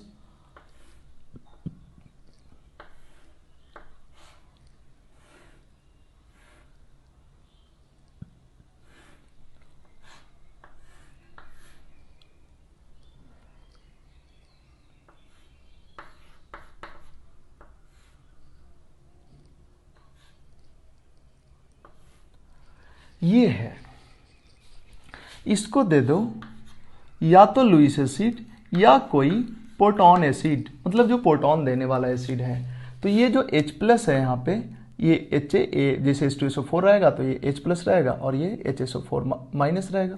तो ये यहाँ का लोन पेयर मतलब H2SO4 रहेगा या कोई भी एसिड रहेगा तो उससे ये ले लेगा H प्लस लेके क्या बनेगा, H प्लस लेके कुछ ऐसा बन जाएगा, देखो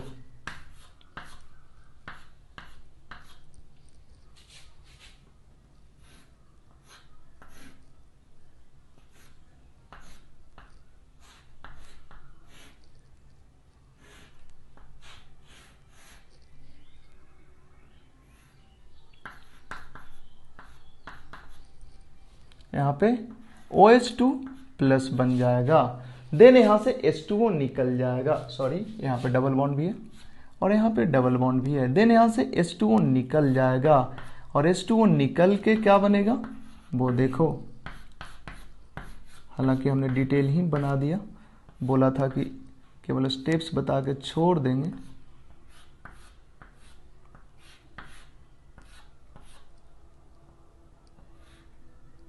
ये बना, यहाँ पे डबल बॉन्ड है, यहाँ पे डबल बॉन्ड है। अब देखो क्या होगा, ये पॉजिटिव चार्ज ये बॉन्ड इधर शिफ्ट करेगा, ये बॉन्ड इधर शिफ्ट करने का मतलब इधर प्लस और इधर माइनस बन गया, माइनस के साथ इसका बॉन्ड बन गया, और यहाँ जो पॉजिटिव चार्ज बना इसके साथ ये बॉन्ड बना लिया, मतलब ये पाई बॉन्ड इधर शिफ्ट हो गया, निगेटिव निगेटिव पॉजिटिव बॉन्ड बन गया और यहाँ पे पॉजिटिव बन गया। क्या हो गया देखो,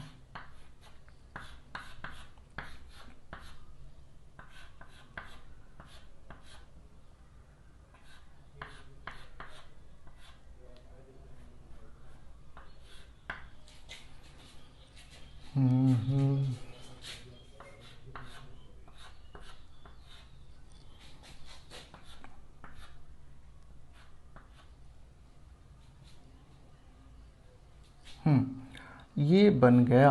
देन कोई बेस आएगा, बेस कौन होगा, A माइनस होगा ना, A माइनस यहाँ से जो H प्लस दिया है A माइनस तो निकल ही गया, A माइनस तो निकल ही गया, ये A माइनस आएगा यहाँ से H प्लस ले जाएगा, यहाँ पे जो H है इस H प्लस को ले जाएगा, जो A माइनस है ये यहाँ से H प्लस को ले जाएगा, HA बन के बाहर हो गया और बन गया जो प्रोडक्ट बनना था, बन गया भाई, ठीक है, ये बन गया प्रोडक्ट।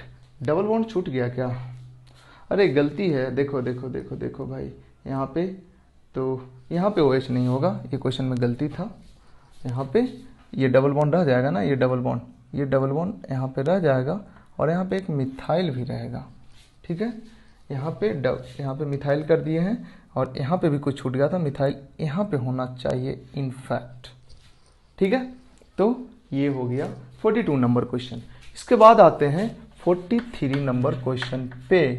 43 और 44 दो क्वेश्चन करेंगे बस अभी और उसके बाद हम लेक्चर को छोड़ देंगे। 43 नंबर क्वेश्चन,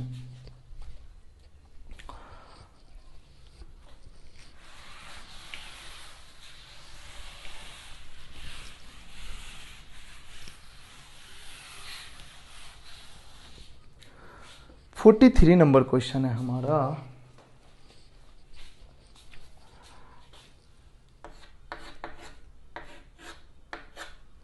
इसको बोलते हैं पाइरिडीन।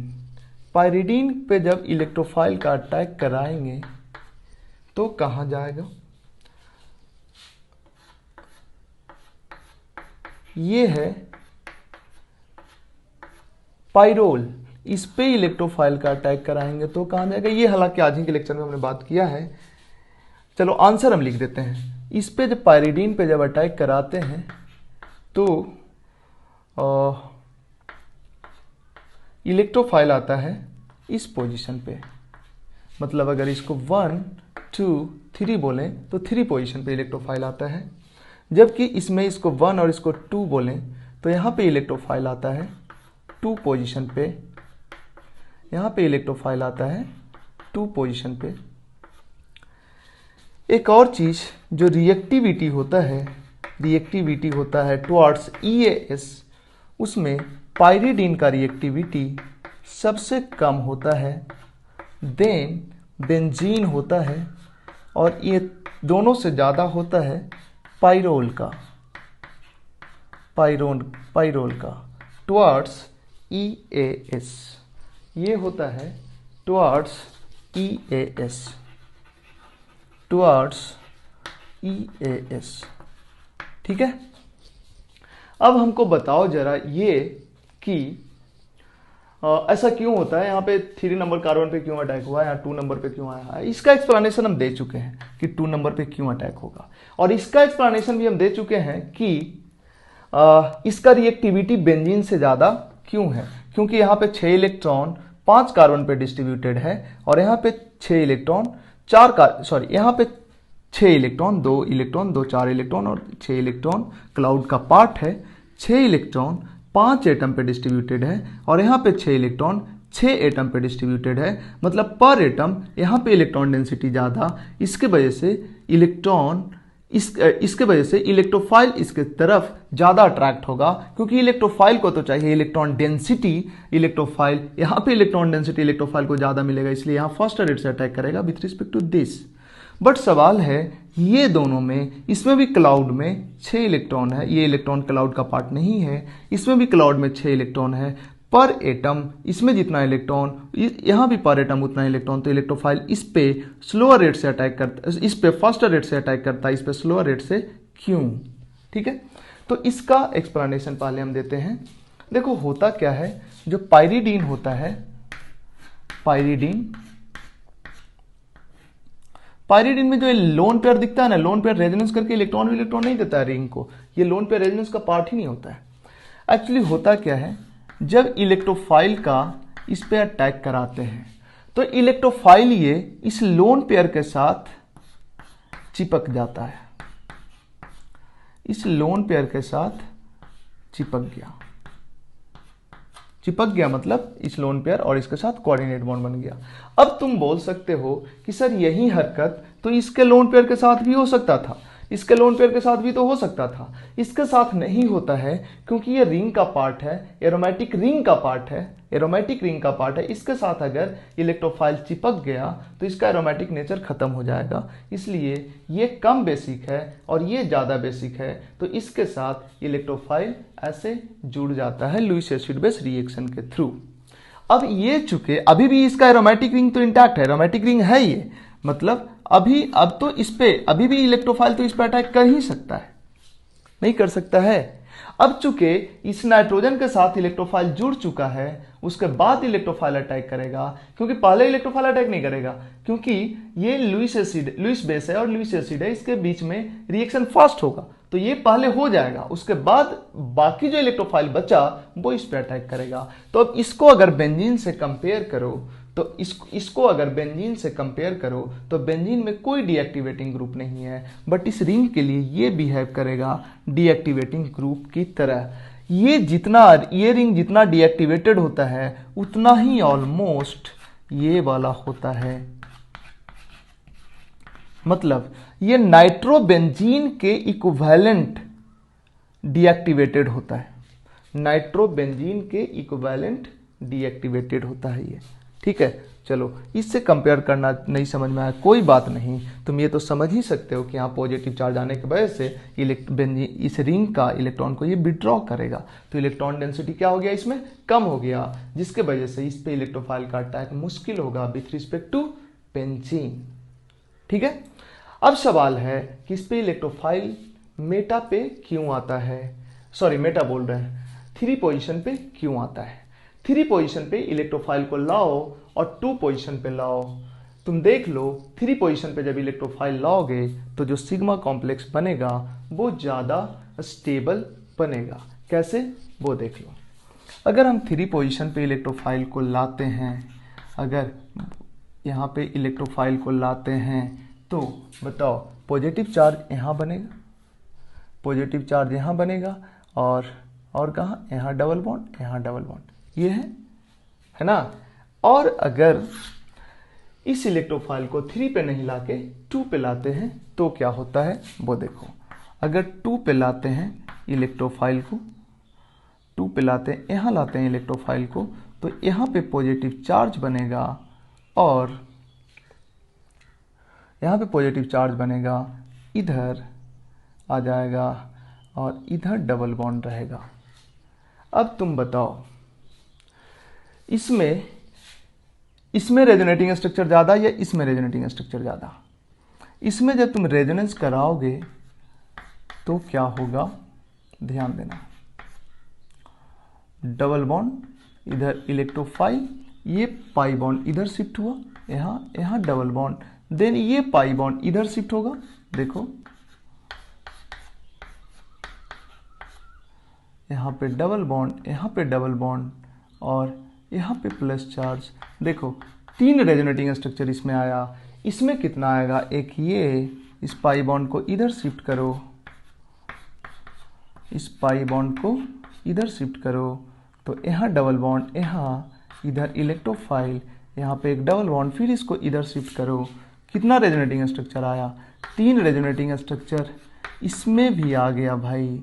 अब कैसे आंसर करेंगे हम, इसमें भी 3 रेजोनेटिंग स्ट्रक्चर आ गया, इसमें भी 3 रेजोनेटिंग स्ट्रक्चर आ गया, बट इसमें एक ऐसा रेजोनेटिंग स्ट्रक्चर है इसमें जिसमें positive charge on nitrogen atom है, जो कि हाईली इलेक्ट्रोनिगेटिव एटम पे पॉजिटिव चार्ज है, जो कि हाईली अनस्टेबल होगा।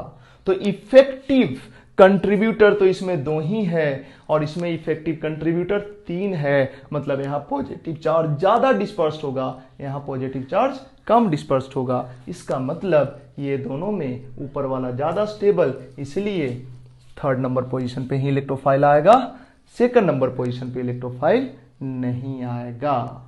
ठीक है, अगर ऊपर में लाते हो इलेक्ट्रोफाइल यहाँ पे, अगर यहाँ इलेक्ट्रोफाइल लाते हो तो पॉजिटिव चार्ज कहाँ आएगा, यहाँ पे आएगा, रेजोनेंस करके पॉजिटिव चार्ज नाइट्रोजन पे, मतलब यहाँ जब इलेक्ट्रोफाइल अटैक कराओगे 4th नंबर पोजीशन पे, तब फिर से पॉजिटिव चार्ज नाइट्रोजन पे आ जाएगा, जो कि हाईली अनस्टेबल होगा। मतलब 1, 2, 3 एंड 4 में से 3 पे इलेक्ट्रोफाइल आता है, तभी सिग्मा कॉम्प्लेक्स सबसे ज्यादा स्टेबल होता है, इसीलिए इलेक्ट्रोफाइल 3 पे ही आएगा।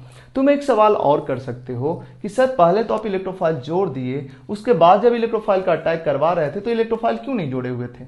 जोड़े हुए रहो, कोई फर्क नहीं पड़ता। अगर यहाँ इलेक्ट्रोफाइल जोड़े हुए रहोगे तो यहाँ एक पॉजिटिव चार्ज रहेगा, और इस केस में इलेक्ट्रोफाइल जोड़े हुए रहोगे, यहाँ भी जोड़े हुए रहोगे, तो यहाँ 2 पॉजिटिव चार्ज आ जाएगा। तो इसमें तो हर में एक पॉजिटिव चार्ज रहेगा, इलेक्ट्रोफाइल जोड़े हुए रहोगे तो इसमें भी हर में एक पॉजिटिव चार्ज रहेगा, लेकिन इसमें 2 पॉजिटिव चार्ज रहेगा। तो एक ऐसा कंट्रीब्यूटर हुआ ना जो बहुत कम स्टेबल होगा।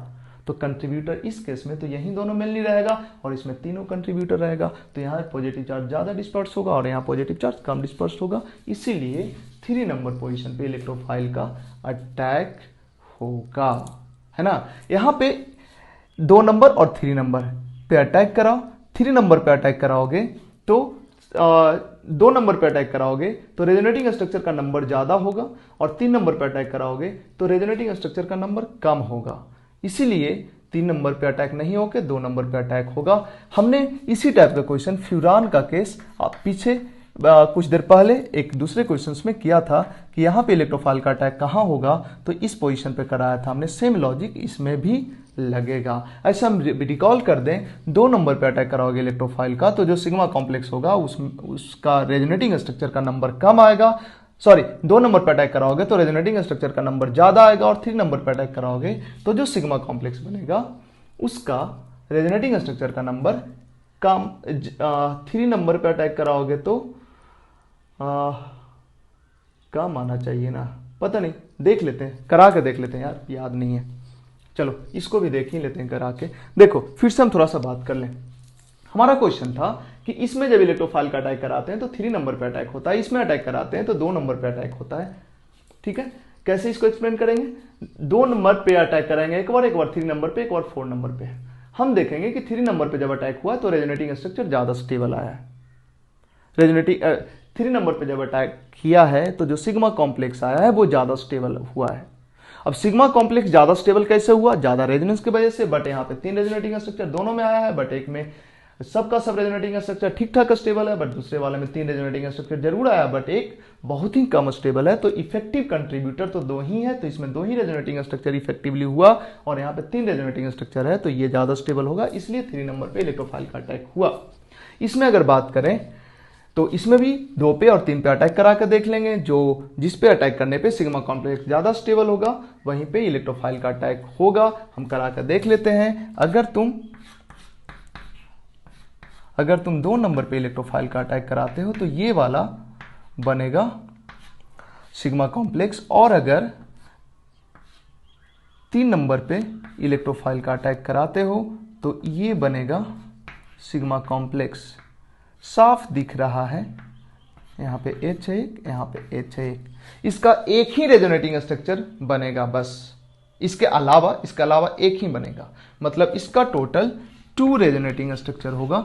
इसको इधर ले जाओ, बस वो बनेगा। इसमें ये इधर जाएगा एक, ये इधर जाएगा 2, मतलब इसके अलावा 2 और बनेगा, मतलब टोटल 3 रेजोनेटिंग स्ट्रक्चर होगा। तो यहाँ रेजोनेटिंग स्ट्रक्चर का नंबर ही अलग अलग हो गया, यहाँ 3 और यहाँ 2, तो ये ज्यादा स्टेबल होगा, इसलिए इलेक्ट्रोफाइल का अटैक यहीं पे होगा। ठीक है, इसके बाद रिएक्टिविटी में ये सबसे ज्यादा, ये सबसे कम क्यों? ये सबसे ज्यादा रिएक्टिव इसलिए क्योंकि इसमें 6 इलेक्ट्रॉन 5 ही एटम पे डिस्ट्रीब्यूटेड है, तो पर एटम इलेक्ट्रॉन डेंसिटी यहाँ ज्यादा है। तो इलेक्ट्रोफाइल जब इसके तरफ अट्रैक्ट होगा तो यहाँ पे ज्यादा इलेक्ट्रॉन डेंसिटी पर एटम होने के कारण इलेक्ट्रोफाइल इसी की तरफ अट्रैक्ट होगा, जबकि यहाँ भी 6 इलेक्ट्रॉन है बट ज्यादा दूर में फैला हुआ है, 6 एटम पे फैला हुआ है, तो इलेक्ट्रॉन डेंसिटी यहाँ कम है, इसलिए इलेक्ट्रोफाइल का अटैक इस पे स्लोअर रेट से होगा। इसका सबसे कम रिएक्टिविटी क्यों हुआ? क्योंकि इसका जो ये लोन पेयर है ये बेसिक होता है। लोन पेयर तो ये भी एक कम बेसिक होता है क्योंकि ये रेजोनेंस में होता है, ये रेजोनेंस में नहीं होता, जिसकी वजह से ठीक ठाक बेसिक होता है। तो इलेक्ट्रोफाइल इसी के साथ जुड़ जाता है, जुड़ गया तो यहाँ पे पॉजिटिव चार्ज आ गया। पॉजिटिव चार्ज के कारण नाइट्रोजन पे पॉजिटिव चार्ज इधर से इलेक्ट्रॉन खींचने लगता है, जिसकी वजह से इस पार्ट में, रिंग वाले पार्ट में इधर इलेक्ट्रॉन डेंसिटी बहुत कम हो जाता है। इलेक्ट्रॉन डेंसिटी कम हो गया तो इलेक्ट्रोफाइल इस पे अटैक नहीं करना चाहेगा, जबकि बेंजीन केस में ऐसा कुछ नहीं था। तो बेंजीन रिंग पे अटैक ज्यादा फास्टर रेट से होता था इसके रिस्पेक्ट में। ठीक है, और इसका रिएक्टिविटी एक तरह से नाइट्रोबेंजीन के आसपास हो जाता है। जैसे नाइट्रोबेंजीन में जो नाइट्रो ग्रुप है, बेंजीन रिंग को डीएक्टिवेट किए रहता है, ये भी इतना डीएक्टिवेट कर देता है कि इसका रिएक्टिविटी इसके आसपास हो जाता है। ये था क्वेश्चन नंबर 43। ये था आज का लास्ट क्वेश्चन। टाइम कितना हुआ है भाई? टाइम हो गया है 1 आवर 40 मिनट। टाइम हो गया है 1 आवर 40 मिनट। हम जानते हैं कि ज़्यादातर बच्चे इस लेक्चर को जब देखना शुरू करेगा तो 10 मिनट पे, कोई 15 मिनट पे, कोई आधे घंटे पे, कोई 1 घंटे पे देखना बंद कर देगा। क्योंकि जब क्लास में कोई 2 घंटा बैठना नहीं चाहता तो ऑनलाइन लेक्चर जब सुन रहे हो घर पे तो तुम कैसे 2 घंटा बैठ सकते हो। लेकिन यकीन मानो, जब तक पढ़ोगे नहीं, इतना प्रैक्टिस नहीं करोगे, IIT नीट में क्वेश्चन नहीं बना पाओगे। शायद तुम भूल चुके हो कि तुमको 21 में एग्जाम भी देना है, और सब कुछ रातों रात नहीं हो जाता है। आज से जब पढ़ते रहोगे तभी धीरे धीरे जमा होते रहेगा चीजें। हर लेक्चर का, हर दिन जो तुम सीखते हो उसका कंट्रीब्यूशन होता है तुम्हारे एग्जामिनेशन हॉल में। जो 3 घंटा बैठे होते हो, उस 3 घंटा बैठने में कितना क्वेश्चन बनेगा तुमसे, ये डिपेंड करता है कि पिछले 2-3 साल में तुमने कितना पढ़ा है। कोई जादू नहीं होता कि उस 3 घंटा में अपने आप से क्वेश्चंस बन जाएगा, है ना। तो लेक्चर्स, हम ये लेक्चर्स क्यों, इतना क्वेश्चंस कराने की जरूरत क्यों थी? नहीं थी जरूरत। अगर सही बोलो तो क्या फर्क पड़ता, कोर्स हमने सिलेबस खत्म कर दिया था, इसके बाद अपना हम अगला चैप्टर स्टार्ट कर देते। लेकिन नहीं, हमें लगा कि क्वेश्चंस कराना जरूरी है, तभी तुम्हें प्रैक्टिस होगा। और जब एग्जाम में एकदम से देखा हुआ क्वेश्चन आएगा, किसी भी लेवल का क्वेश्चन आए, यकीन मानो इतना गारंटेड, इतना कॉन्फिडेंस में हम कैसे बोल देते हैं कि olympiad first stage, KVPY, advance और नीट सब कुछ नोट से रहेगा। क्योंकि हमें पता है कि हम जहां से क्वेश्चंस कॉपी करते हैं, ये कंपटीशन वाले भी वहीं से कॉपी करते हैं। 10-12 ऑर्गेनिक केमिस्ट्री का बुक्स है, उसी से तो ये लोग कॉपी करते हैं, हम भी वहीं से कॉपी करते हैं। तो जब एक ही सोर्स है दोनों का, क्वेश्चंस क्यों नहीं मैच करेगा, है कि नहीं। तो तुम्हें इस लेक्चर को पूरा देखना है, कोई देखे या ना देखे, बट जो बच्चे को लगता है कि उनको आईआईटी करना है, नीट में अच्छा रैंक लाना है, तो वो जरूर देखें पूरा लेक्चर, मेरा हर लेक्चर को पूरा देखें, ठीक है। एक और चीज, अगला क्लास में हम स्टार्ट कर देंगे हाइड्रोकार्बन में स्टार्ट करेंगे एल्केन। हालांकि इस टॉपिक पे ईएस पे जितना लेक्चर लिया जाए कम होगा, अभी और भी कितना भी लेक्चर लिया जा सकता है और अच्छा क्वेश्चन आ सकता है, बट टाइम की कमी के कारण हम इसको इतना पे ही खत्म करेंगे और अगले क्लास में शुरू करेंगे हाइड्रोकार्बन। हालांकि हाइड्रोकार्बन शुरू करने के बाद हो सकता है बीच में एक आध लेक्चर और प्रॉब्लम्स बेस्ड ऑन ईएस करके वीडियो लाएं और उसमें और क्वेश्चंस करें, ठीक है। तो मिलते हैं नेक्स्ट लेक्चर में हाइड्रोकार्बन के साथ। Thank you.